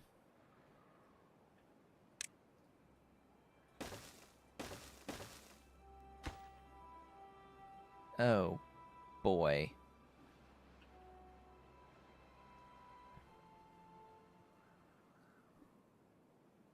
Yeah, the district just doesn't have the reach in its current location.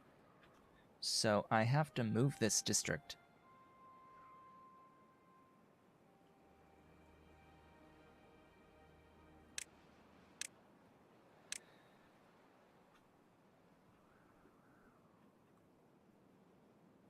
Yeah, it's not awful. I mean, it's just a small bit. This is really small. It's deep. It's deep. And it's not even complete because I also need to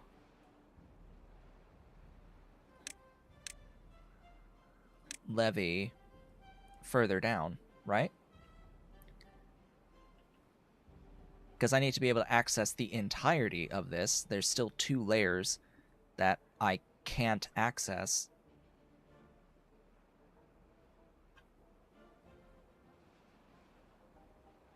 Right, how do I access those?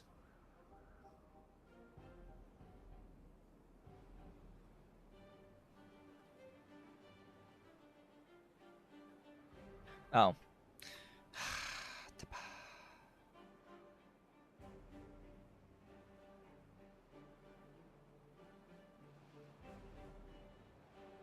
I wouldn't be able to.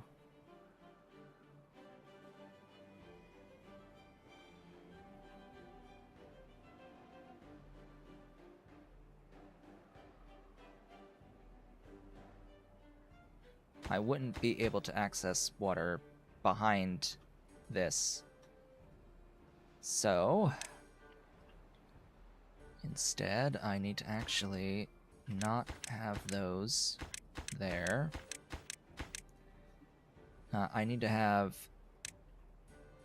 the floodgates in here.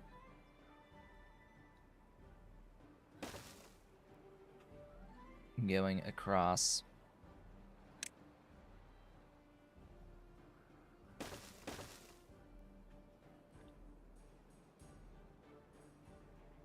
To dump down here.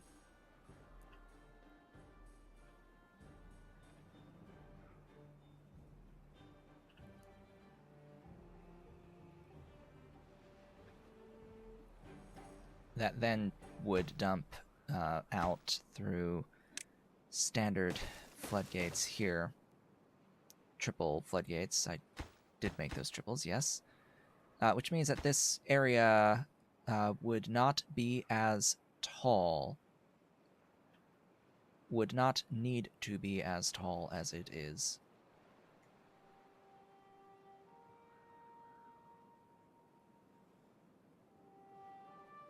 / can't be as tall as it is.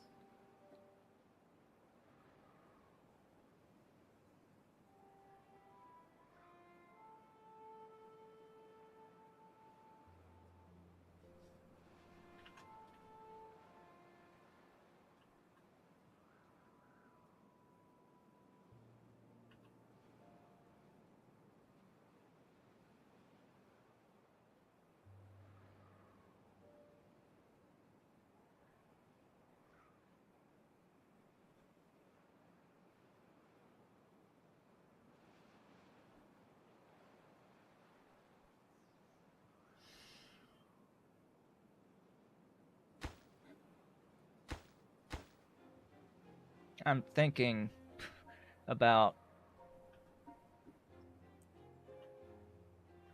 how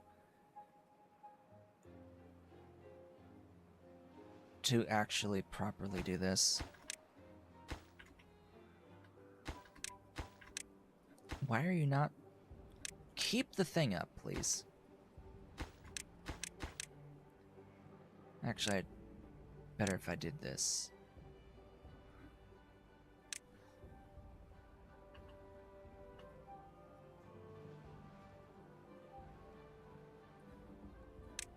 Okay.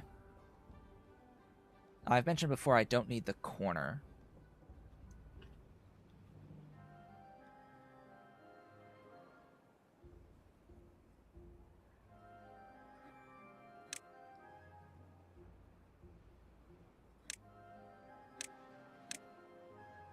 Okay. So, 3 floodgate segments there is actually another tile.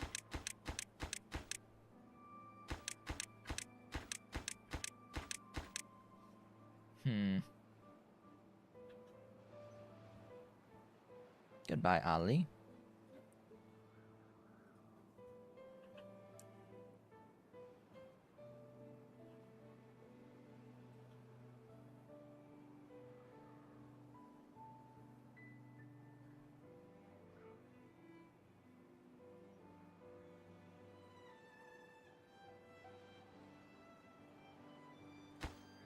So the idea of this is to keep water in here for when I need it during a longer drought.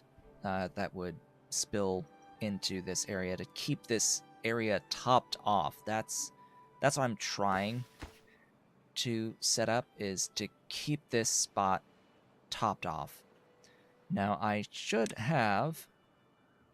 Well, I do have the mod that lets me use a stream gauge, which I can put in here, and I would like one in here as well. I will focus on the building of those first before things get tricky.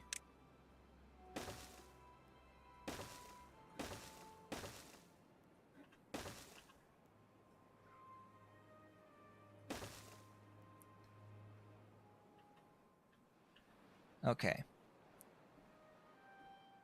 Now what I'm looking at here is that is half height on this same plane, on this plane, which is fine, because it means that this will fill up to this level's half height to spill over.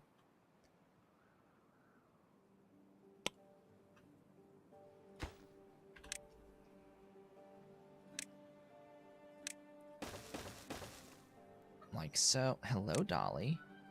She's going straight to the window. The Dolly's going to the window. I don't need these 3.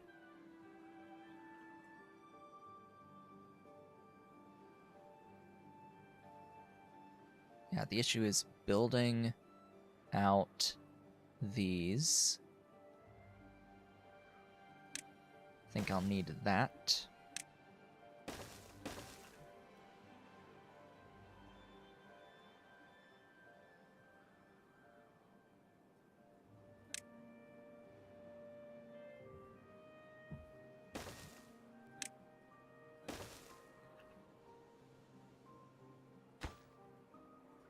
depends on where I end up moving this district. So how many individuals live in this district? 1 child and 18 adults. Let's keep this in mind. 1 child and 18 adults.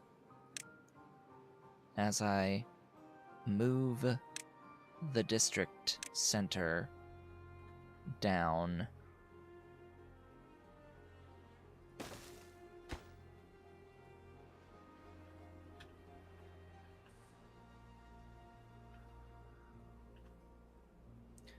I don't...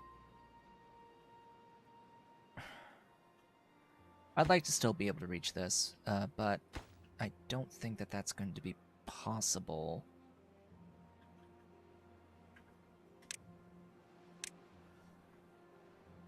Like, if I move down here, are we still good there? Yes. We're not quite good here.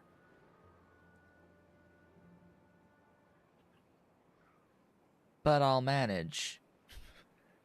We have 97 stored scrap. I can keep this as is for now. Now you need to migrate 18 and 1 back to this district. Didn't I say move 1 child? Migrate a child. There.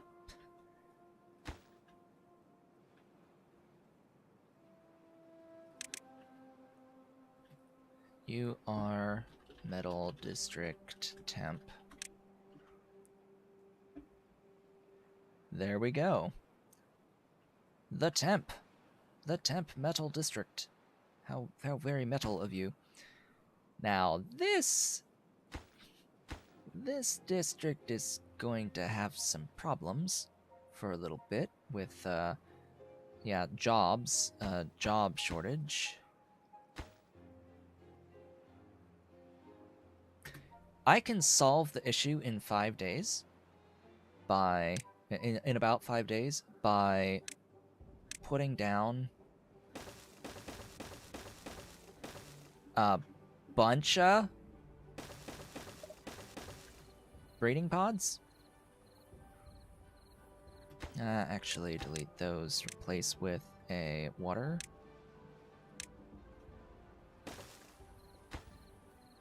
And build that preferentially. Definitely before the next drought, I could flood in a whole bunch of new children that will then take about a cycle to grow up, or several days, another 5 days to grow up. So in 10 days, I could get some recovery going. Of course, it's not the greatest of solutions, because I'd have to still wait out the days on my 4 standard breeding pods, like no matter what, because eventually I'll just have a whole bunch die all at the same time, right? And I'd be stuck in the same situation as previously. We must work that.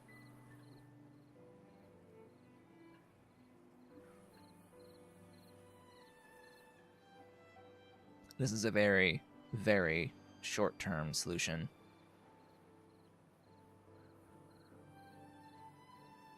But I might keep a couple of them.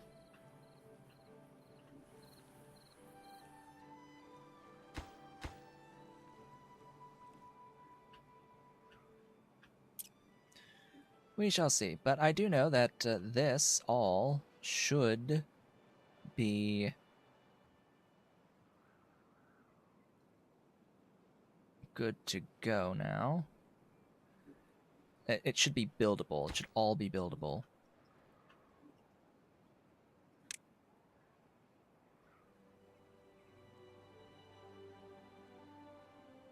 Which is the point? Which is the point?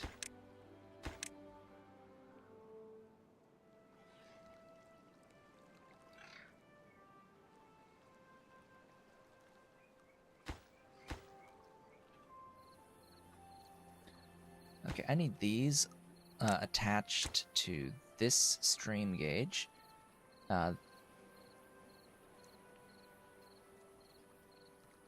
When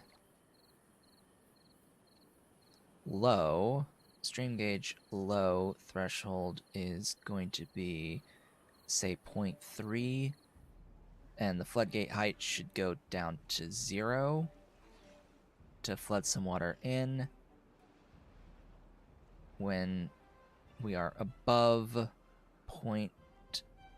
say 6 or 0.5, or just slight, like around 0.5, we will raise the height all the way back up to 3. And then with this set, we're going to attach to this gauge when this gauge level is reporting that this area is in fact low. Again, we want to be at 0, and then it will be considered high once we've actually hit not really 3, but 2.5-ish. Just about 2.5, and then you can raise up completely.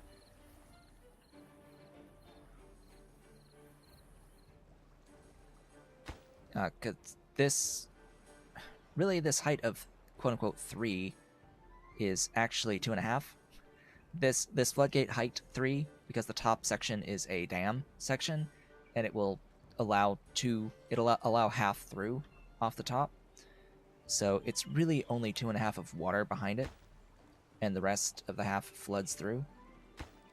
So I have to check if we've just about reached 2.5 in this segment.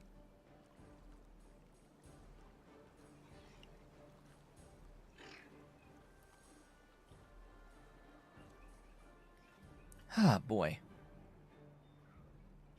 And they will slowly build. Build for me this miniature dam.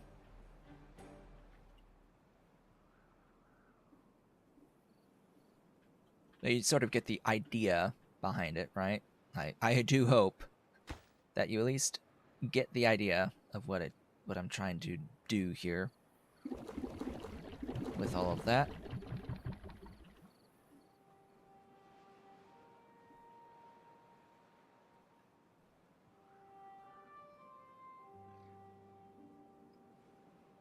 And this advanced control is through a mod. The mod is in the description of exactly what I am using here.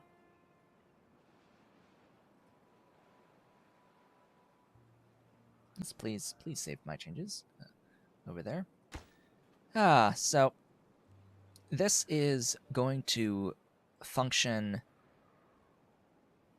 regardless of what time of year it is, whether it is temperate or if it is a drought. It should function exactly as I want it to function. Should. Not saying that it will, but it should function exactly as I want it to. We shall see if there's any bug fixing I may need to do. Oh, speaking of drought, here it comes in 3 days.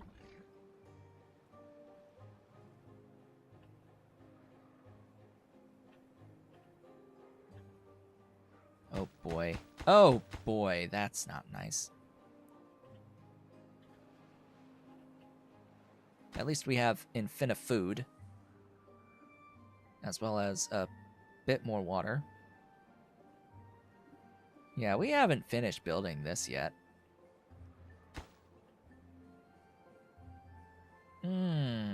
I'm not moving planks.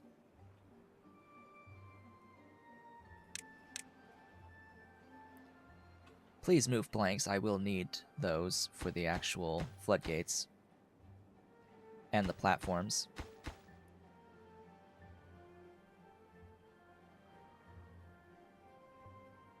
Hey, a big flood of births. Okay, now we can get rid of most of them. I shouldn't leave any of them. Because I don't have the housing, for all of that.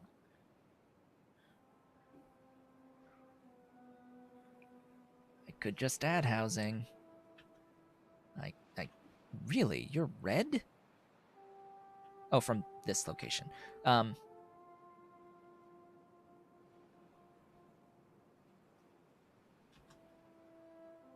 know if I have the food to support more. I would need to add another couple of townhouses. Large row houses, excuse me.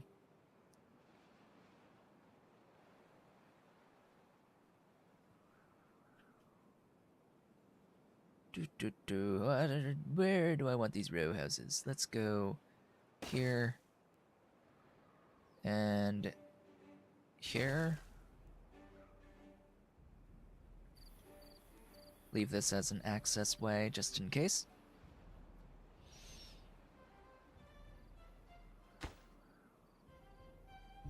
Wow, perpetual gear shortage. Hello, my dolly. Hello. Hello, baby girl. We haven't seen the dolly all that often. Hey, are you going on the chair? Are you gonna go? Yeah, there's the chair. There's the chair. Speaking of, let's get rid of that black line if we can. Yeah, there we go. Hi, dolly. Hi, baby girl. Yeah. How's the dolly doing? Yeah, scritch, scritch, scritch, scritch. You scratch that itch. Well, this. I was gonna do something with this, too. Oh, boy. Okay. Okay, let's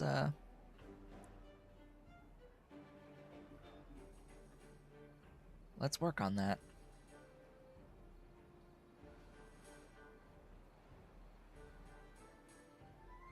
At least try to, anyway.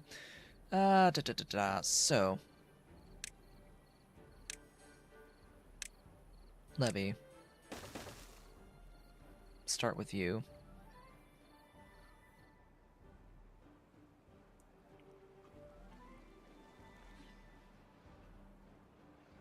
I'm limited on the height by this. It appears.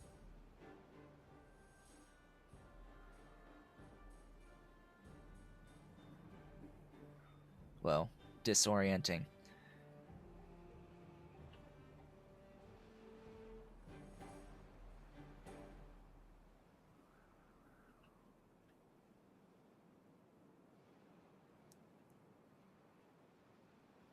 So following this around.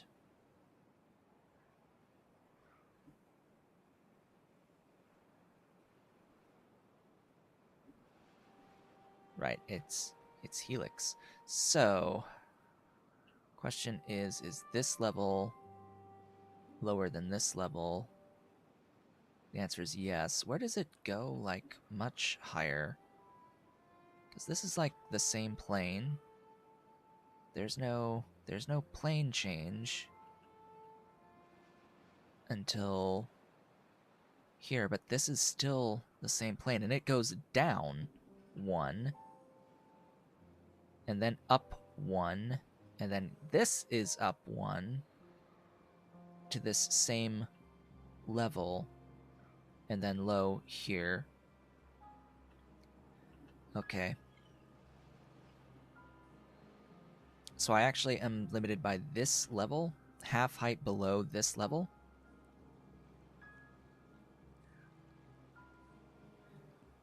Meaning this needs to actually be a stairwell down a tile.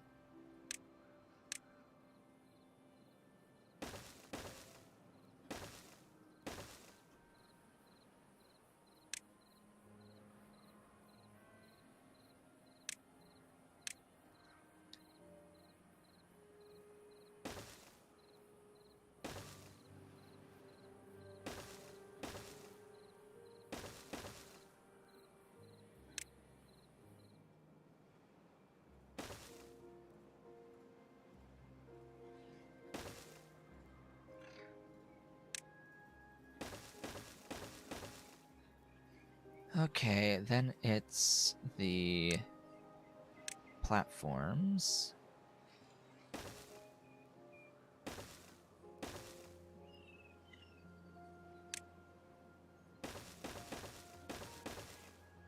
And pathing.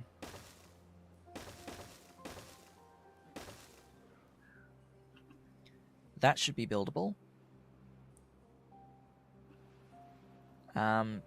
Getting a marker, though, a stream marker, is not going to be easy.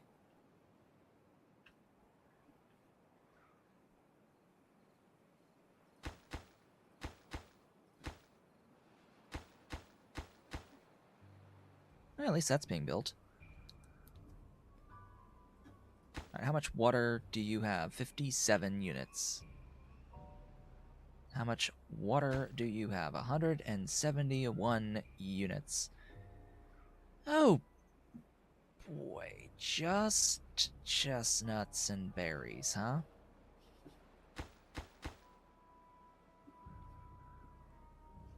Have I mentioned that it'll take a while to recover those deaths? Yeah, have I meant... Oh, good. We've got... They grew up. Actually, they grew up rather quickly. That was within a couple of days. Hello, Ollie. Can we get to Ollie? There's an Ollie. We've got the kitties, both of the kitties. There's my babies, huh? There's the babies. Both the babies. Are you gonna settle? Are you gonna settle, big boy? Is he gonna settle? I don't know. And plop. And plop. There he goes. So now we've got both the babies. Oh, and she's grooming. She's cleaning herself. Oh, boy. Now, what this will do... yeah, I won't really be able to access that bottom layer of the fluid, but for now, that's fine.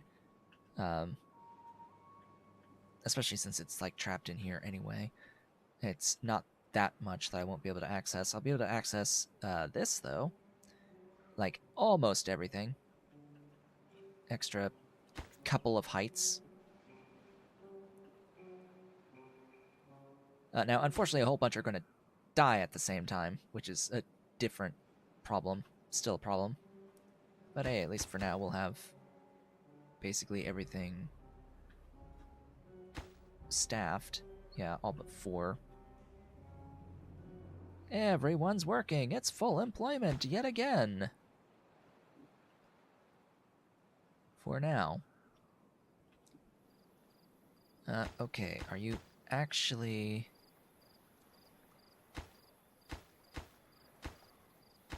Okay, you're able to build these, you just need logs. Good. Oh hey, I have 5 logs.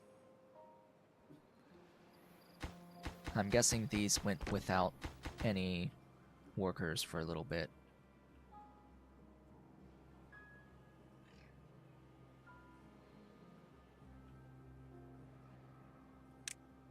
Forester.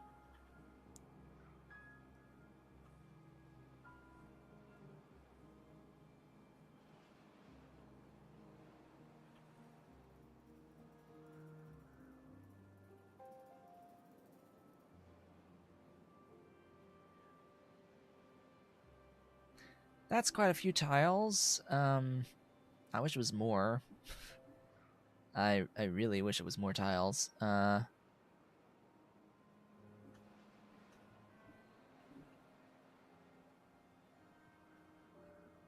Really wish it was more tiles.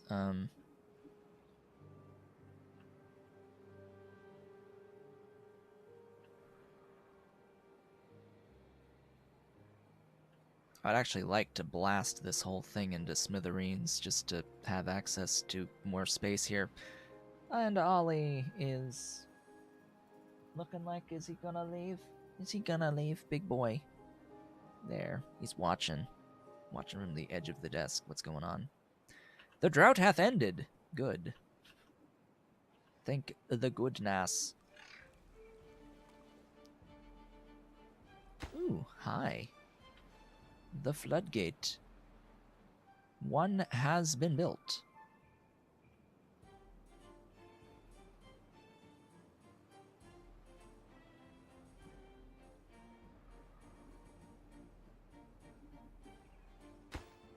Oh good, and they are able to build this as well, even from on a stairwell. Ah, da da da.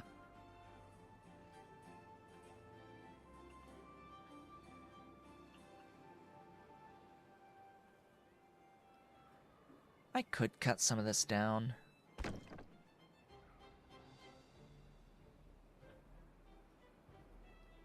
And replace it with more maple.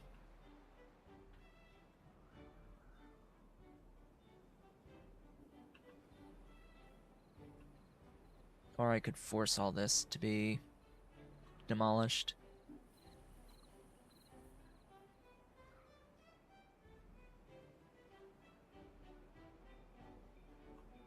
If I got platforms over this, I could actually just have a forester like in here somewhere, and it would be able to reach all the things all around it.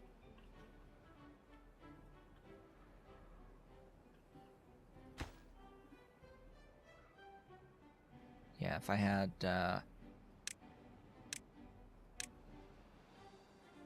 platform line like that.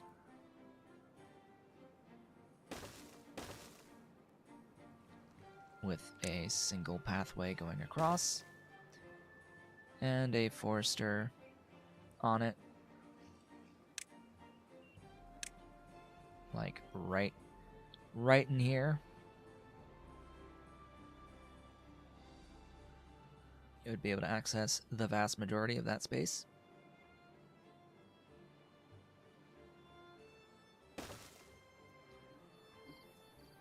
And then 2 lumberjack flags. The rest can be removed.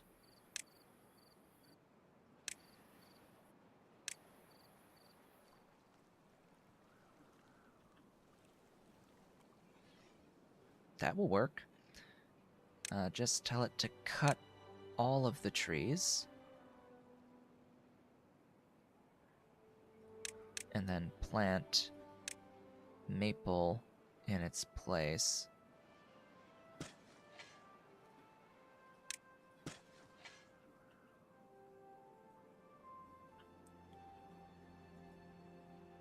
Okay, how are we looking? Oh yeah, these should be producing like a lot of... Okay, maybe not. It's like, oh, aren't we constricting the water here by quite a bit? Yes, technically. But it's not enough to get more through here, unfortunately.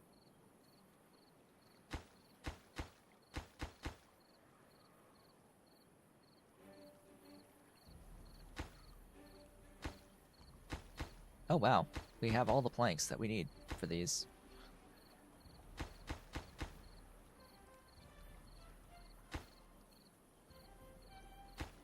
Oh yeah, we have all of the planks.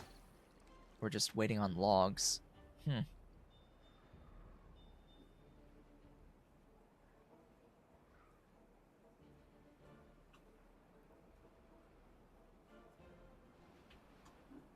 We happen to have a rather large demand for logs. I don't know if you've noticed, but we've got quite a bit of a demand on these logs. There's my boy. It's his tail. Oh, that's his tail.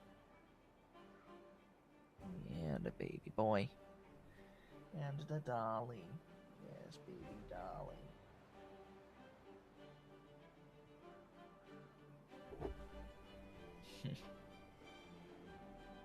Okay.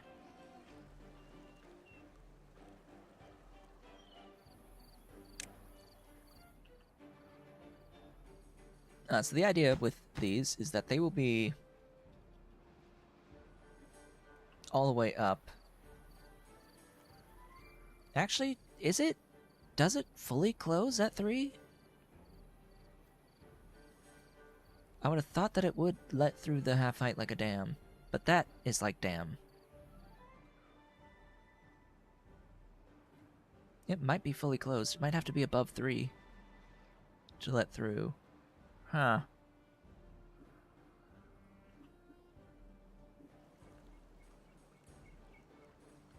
If so, I might have a little flooding going on here. With this, if I set it to be height 3.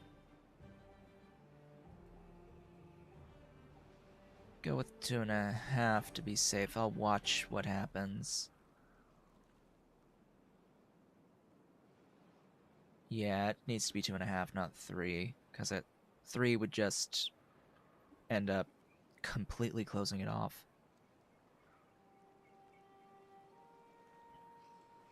And this should be looking for height above or at 2.5 at least, if not a little bit more than that, just as long as it's not equal to 3, the high. Because if it's equal to 3, then we're overflowing.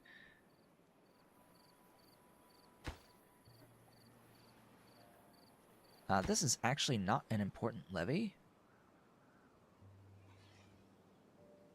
Not particularly important. We need it to get to build here.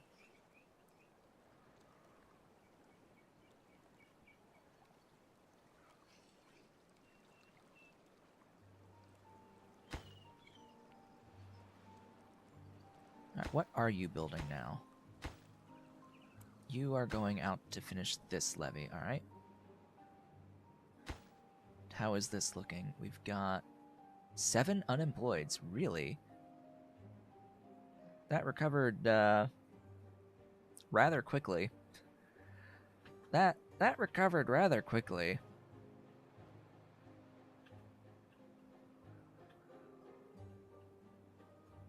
Oh, and this is going to take precedence for building, isn't it? Yeah. Precedence over this line here.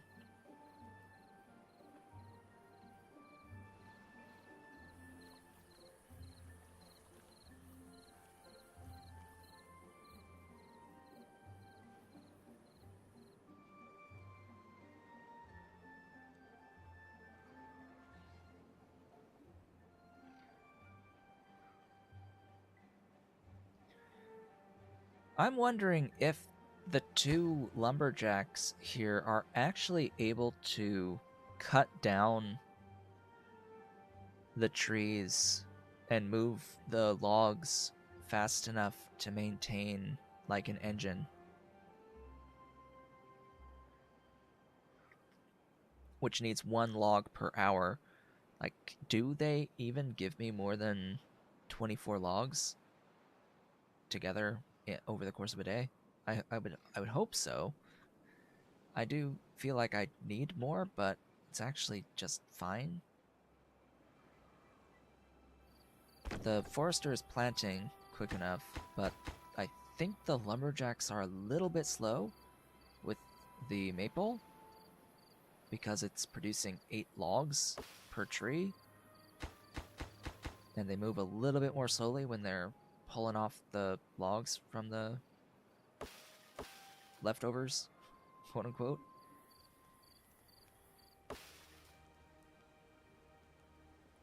And I don't think haulers can haul leftovers stuffs. Like I don't think they can haul the logs that are in these tiles.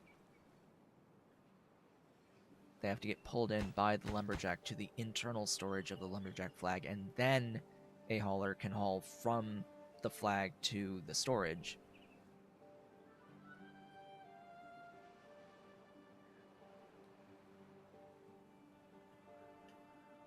Water. Do I have any? Yes.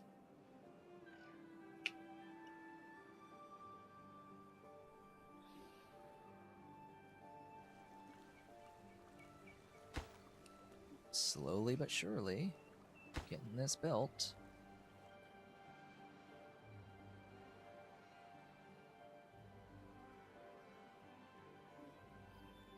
Slowly but surely getting this built, too.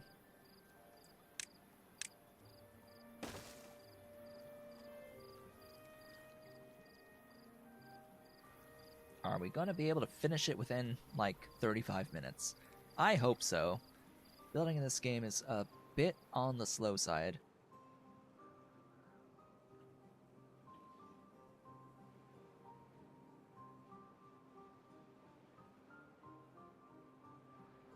Now, of course, if I had levees all the way down in here and all the way up to, you know, this height at least, I could channel an even higher, deeper amount of water down here through the same sort of system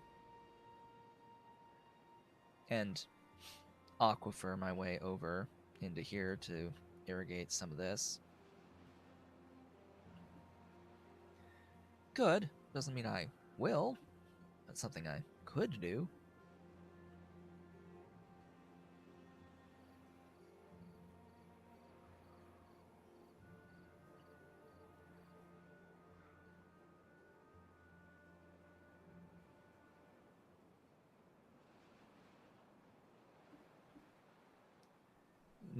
The biggest issue towards doing like what I really want to do in this game is just the district town center lengths. Because surely I could think up a bunch of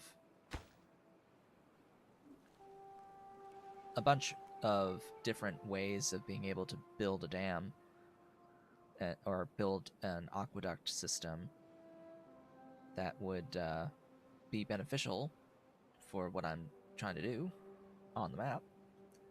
The problem is the logistics of actually building such a thing and having the district reach and workers to maintain that, or to be able to build all of that.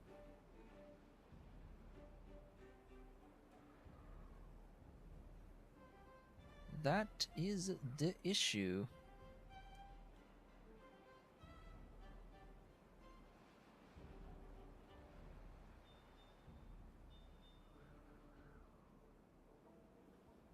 This would be a decent area for a district down here. Like, there's so much nice space for things.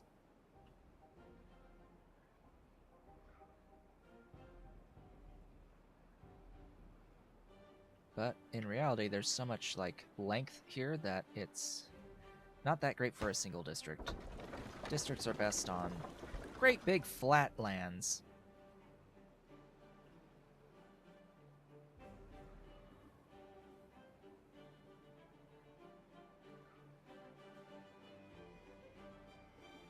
Also, how many tiles is this? 1, 2, 3, 4, 5, 6, 7, 8, 9, 10 tile gap?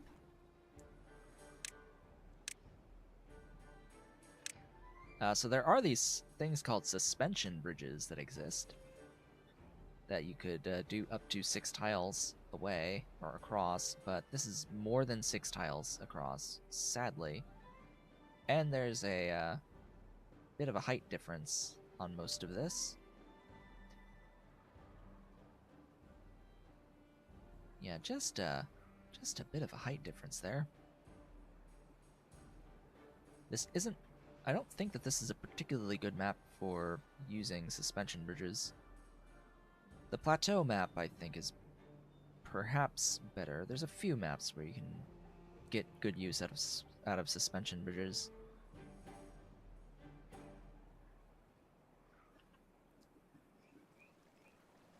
Oh boy, more workers working over here. This is actually going fairly quick, as is this one. We've already got this floodgate. Are they working on... They're working on this floodgate next, and then I would hope this one.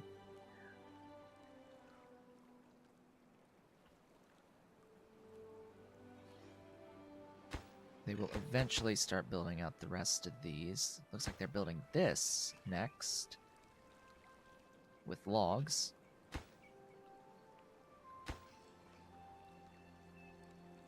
Huh. Why are some building that and then others not building this? Like, please build these, preferentially. Like, that alone is going to give me a pretty good reservoir behind.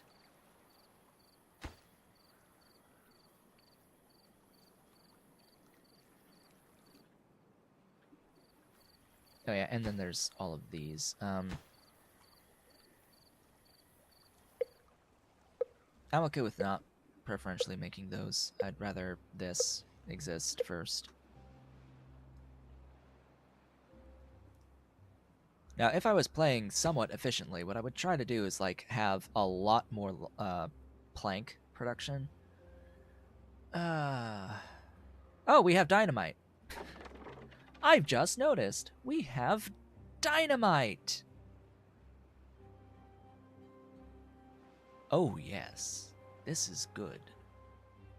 This is good.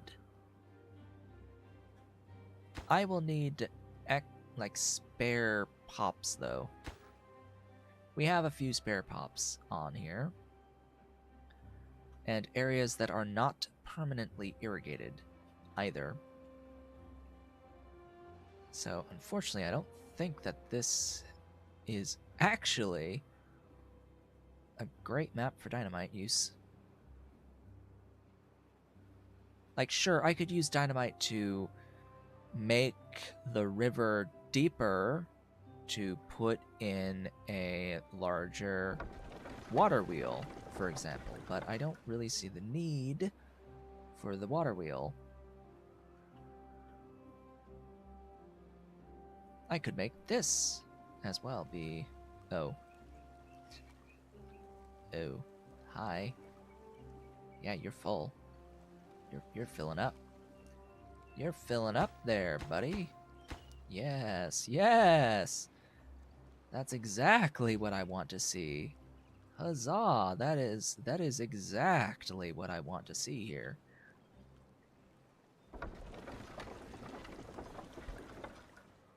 Ta-da!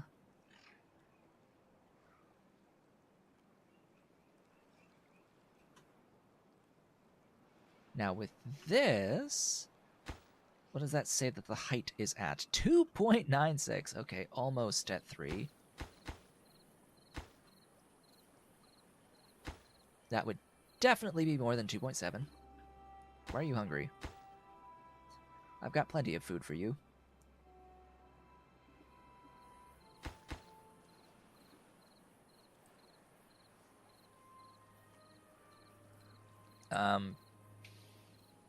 Yeah, you need to be at 2.5 when you're at quote-unquote full on here.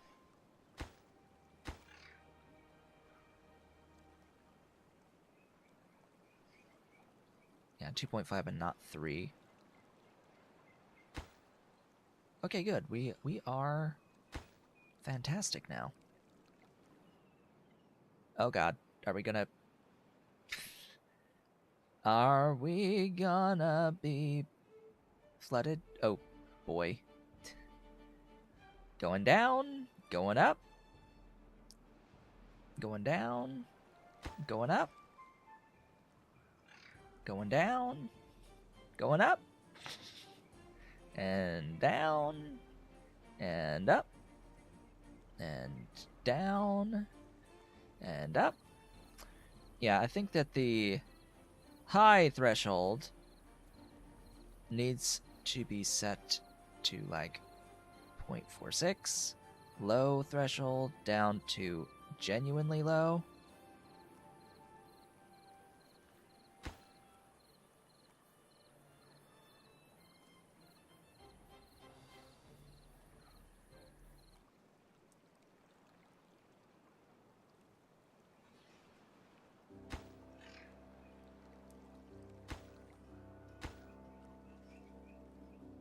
Ah.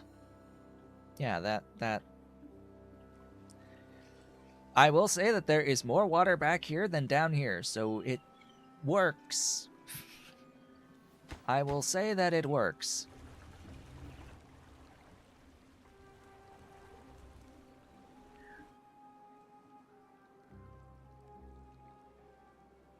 Sure, it works.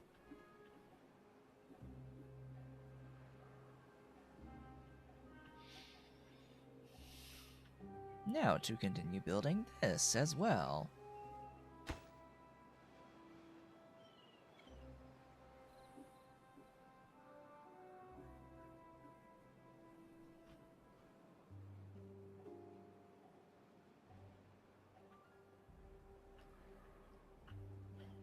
Alright, I know what I would do with my dynamite.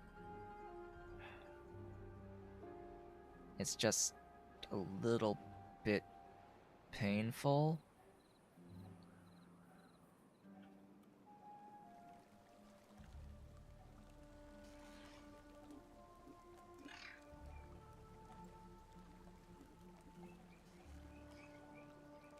You know, I wish there was a piece that was a platform that is impermeable, an impermeable platform, you know? I wish that there was an impermeable platform. What do I mean by that? I mean a platform with a completely closed off surface that water could run across. Like, I get it, that's not structurally sound. That the levee is what you would want to use for that, but what I would prefer is to be able to actually run water over the top of ground, you know? Now, I'm wondering, I've got the science, I could at least look at this. I don't know about you, but that looks like that it's impermeable. That looks like it's an impermeable surface.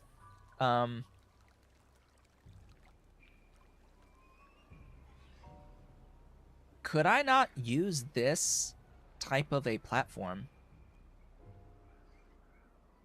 to route water over crops and trees?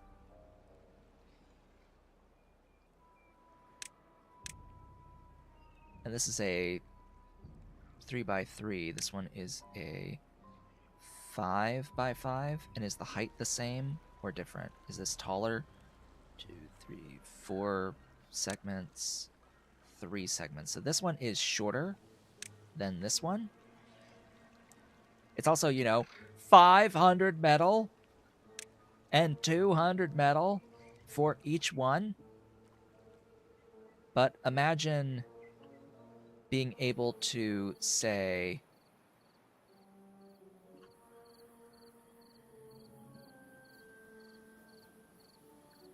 so the platform is considered solid. You can build levees on top of anything that is solid. You should be able to build levees on solid. Like, I'm pretty sure that if I wanted to, I could put a levee on top. I can't put a levee on top of a house.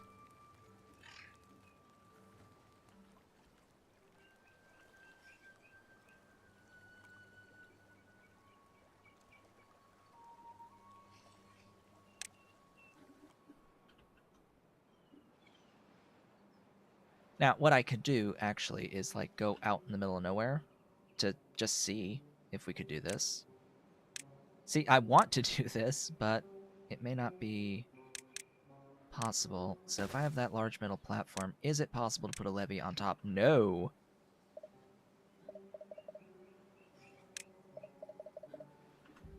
Well, that's dumb. Like, why are you ruining my fun? I should be able to do this. I should be able to put levees on top of a platform. Like this. This platform is clearly not going to let water through it, right? So why can I not run water across these platforms? Like, I should be able to run water atop the platforms. Like, that's the whole point of the Roman aqueducts. You know, the whole idea of the aqueducts, you could actually build things under them. They use some space of the, like a significant amount of space on the ground, don't get me wrong, but they were arched so that you could, go through them.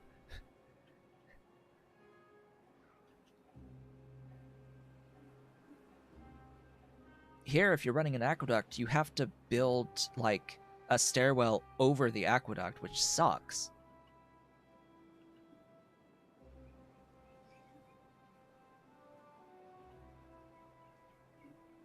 Like running the water high is not like feasible, not particularly feasible, unfortunately.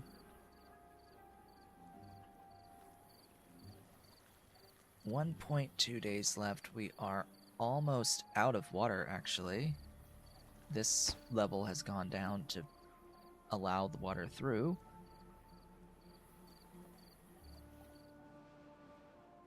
Could you run water over buildings? Now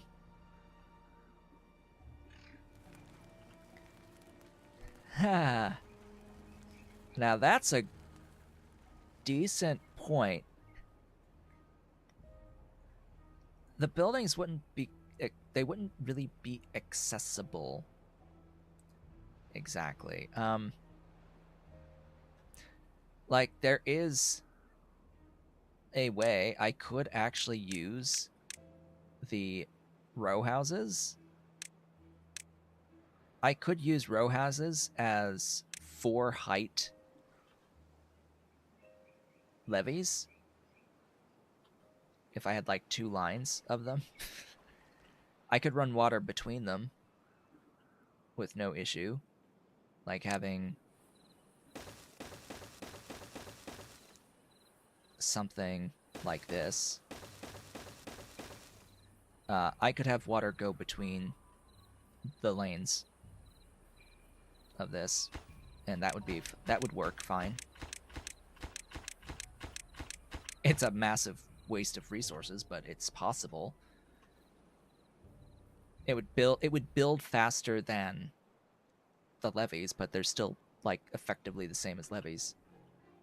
The drought hath ended. We had a very relatively short drought, it seems.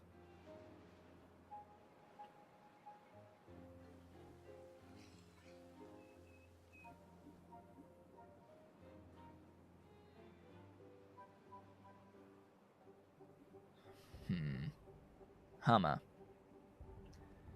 Humma.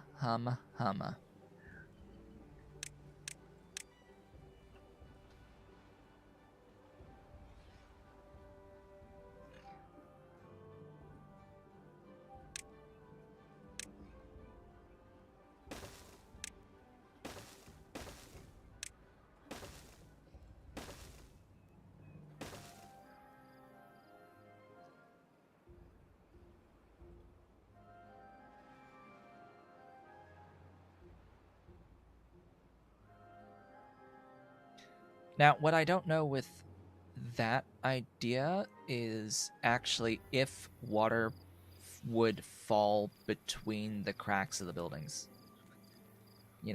I don't know if the water would fall between the cracks of the buildings. Like I do understand what you're saying.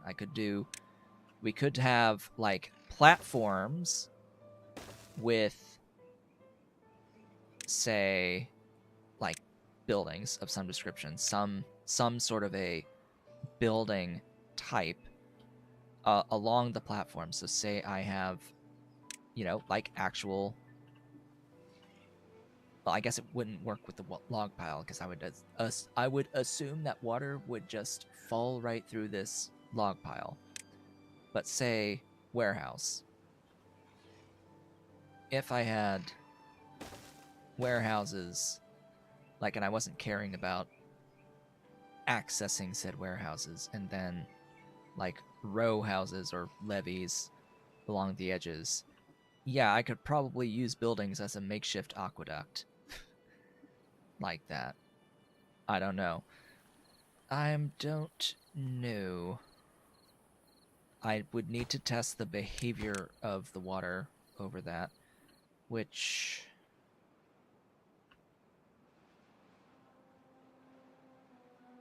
could try to do, mess around with it.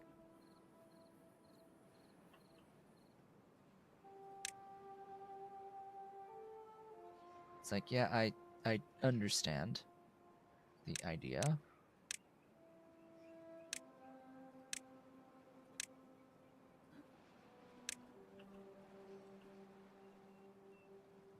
Could be a way of doing things.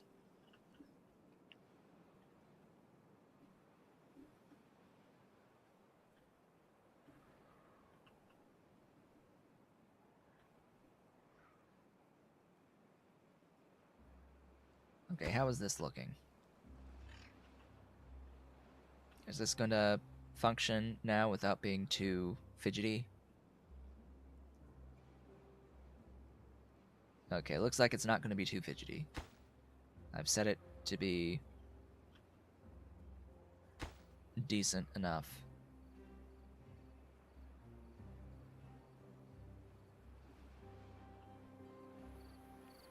Now the level in here should be pretty close to 3.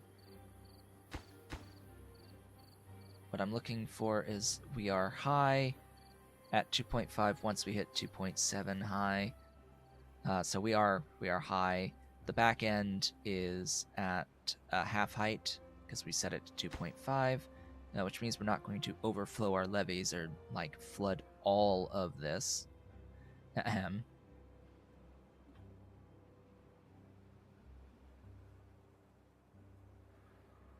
I could levy this up, but anyway. We're done here, right? This is now done? This is now finished. Yes, which means that our 15.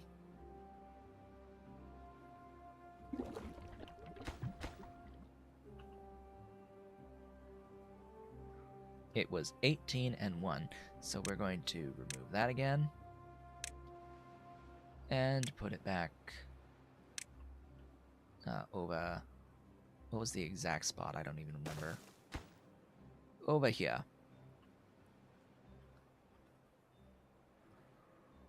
Alright. Metal district.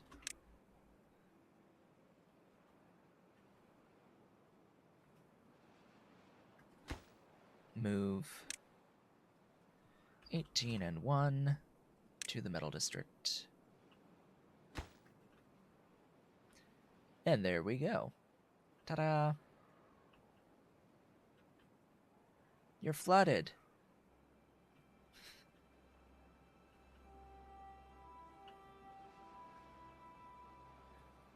Oh boy, that's, yeah, a bit more horsepower than I was expecting.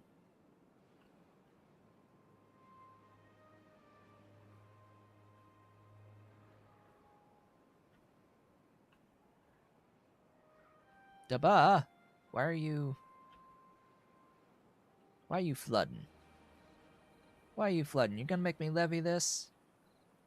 Are you gonna make me levy this?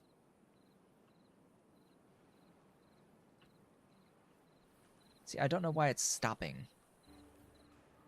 Like, these floodgates are doing nothing. They're doing nothing, and yet it's like not acting consistently. The water is being supplied consistently at a very set rate, and yet for whatever reason the mechanics here, there's like sloshing or something that's doing shenanigans.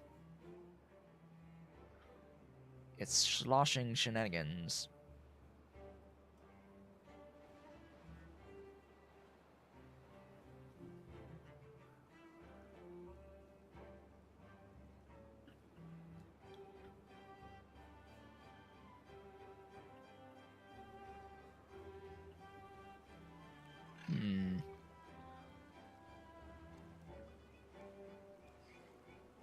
I think this is a thing I can test over here.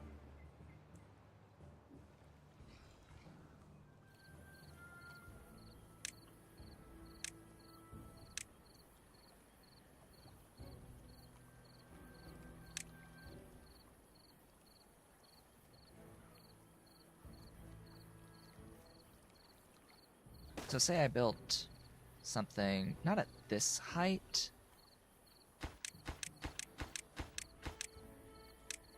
At this height. Just do like a thing down. If I do some platforms in here, just enough platforms to be able to fit like a single tile building, or maybe it needs to be a little bit lower than that.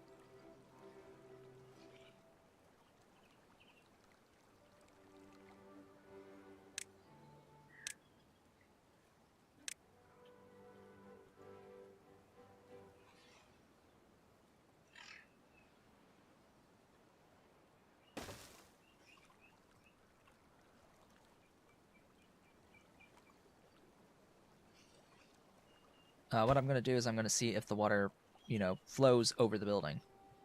If the water flows over the building, then we'll know. I don't need to test, I'm pretty sure I know that it will. This is not the ideal amount of space in which to do this either. Oh boy. And we don't really have enough time today. We have like 8 minutes left in the stream. I want this to finish though. Like, please, please guys, finish.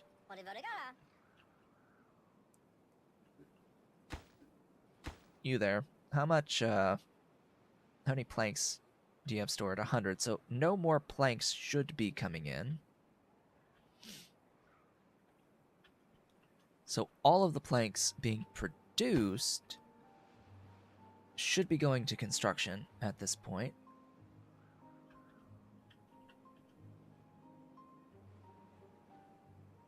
Oh good, I have a lot of pine resin. That'll be good for making the treated planks. Oh, apparently also I have maple syrup, a bunch. Huh.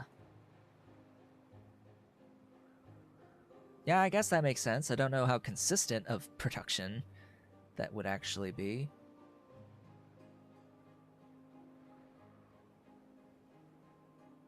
But that can be converted into food.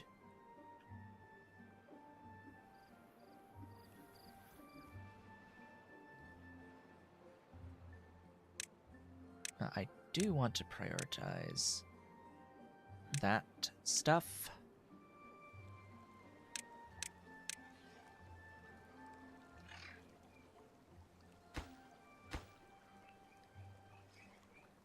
I mean, all I really need are now these. We've got all the floodgates, so outside of the platforms are the only planks left. Everything else is logs, and I should have the logs, so it should go pretty quick. How many unemployed folks? A few, okay. Let me build...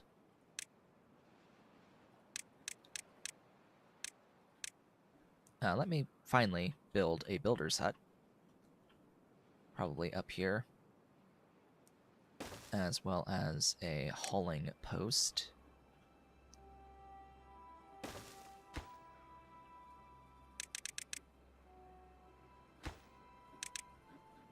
So the builder's hut will double the number of builders that I have available to me. Haha, you know, just casually. It'll double the builders available. And, you know, for whatever reason, builders are the only ones that are allowed to actually take building materials from storage to the construction site. You know, just the dumbest thing ever. Not really the dumbest thing ever, but still not how I would expect the mechanic to behave. If I set something to build, right? If I say, hey, build this, I expect my haulers to be able to bring the materials to the construction site, and then builders to do the construction at the construction site once the materials are brought there. And sure, you can have the builders bring some materials, but I would expect the haulers to be able to bring more materials to deliver the goods to the location that then the builders will build at. But not with the current mechanics. That is not how it goes.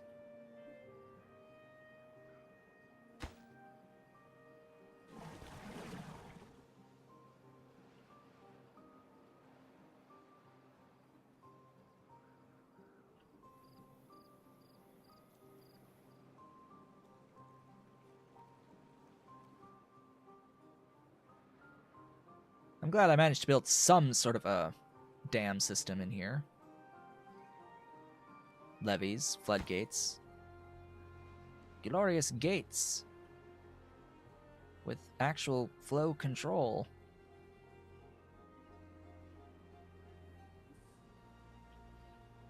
So now both of these will be reservoirs, technically. Both this back end as well as this deeper spot in here. This deep area and all of this will act as a reservoir for when I need more water in here.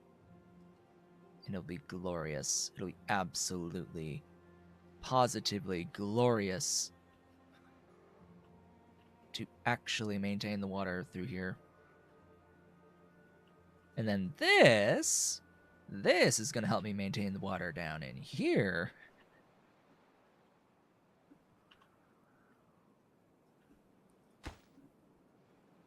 Although I would sort of like to have it be routed through a shorter distance than having to go all the way in here, fill this up, go this way, etc. Because it's going to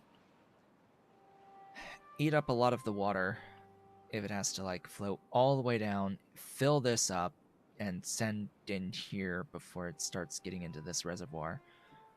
It is definitely not instant. No, we're almost there. We've almost done it. We just need this levee system. Looks like they're building this levee first, then that's okay. Just need this platform. This is the last planks. Huzzah, the final planks. Build it for me. Aw, too late.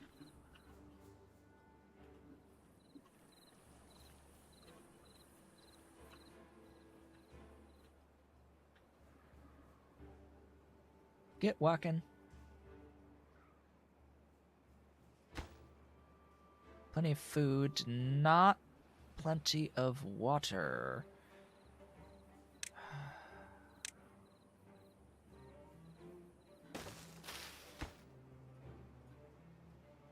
Please build that quickly. Focus working on it. I probably... Yeah, I'm one short on housing.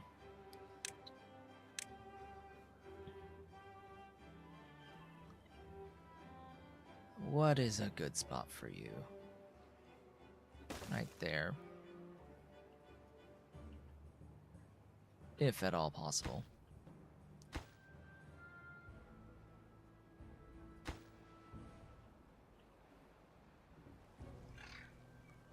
Okay, you've got one tile of levee. This is, backed up a good bit. It's pretty high as it is. But that one tile isn't gonna do it. 2 tiles, yeah, that'll do it. That'll help.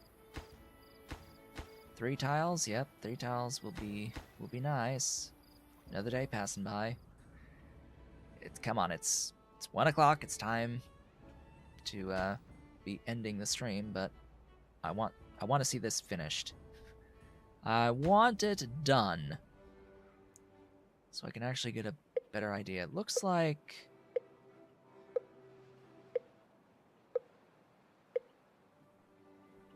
we will be able to get it done before the drought, fortunately. Right, that level's done. So now the height should get to a point where this starts to flood. Yep, this has begun flooding, so we're at this half height now. Still gonna finish this last levee. There we go. And that is that. Now, I want to make absolutely clear, this is just a graphical bug. This right here is a graphical bug. There's no water actually flowing from between these two levees. Nothing is actually flowing. It is flowing through these floodgates, though.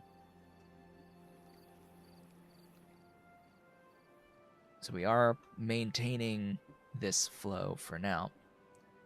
And now I have all of this water in here. All of this is now a reservoir, which is great.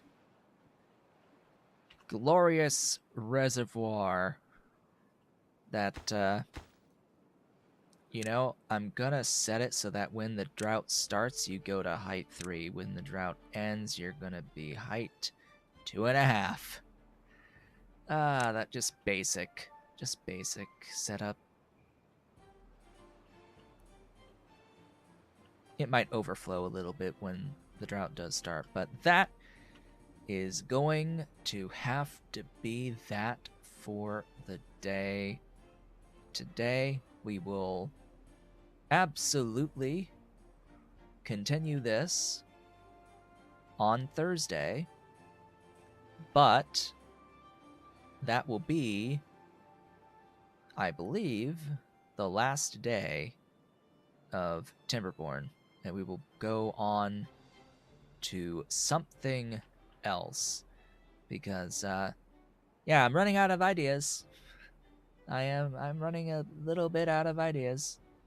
At this point, I do have explosives. I can like expand a lot, irrigate a lot with those explosives and get stuff done. Thanks to that, change the environment and all that. Make my own irrigation canals with that.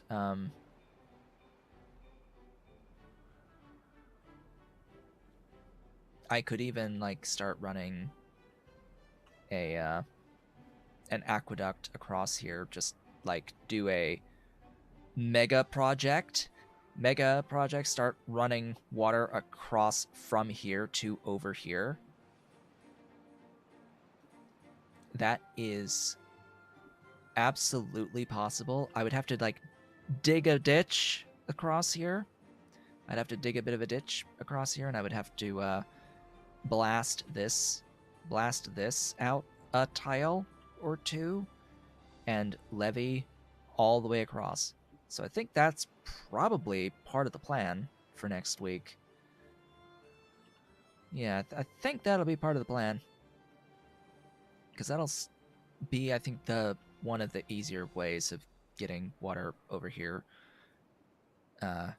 Yeah, because the other way is to bring it from this source across here, which, you know, same general issues. Having to cross a rather large gap, and I would need a lot of resources to do that. It will take a while, but with that, I would like to thank you all for watching. This has been Otaku Showboat with Dolly and with Ollie.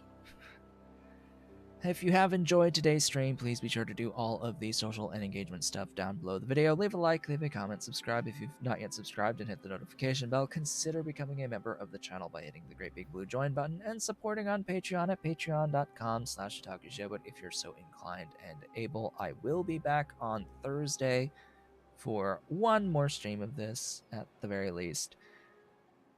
I hope to see you all then.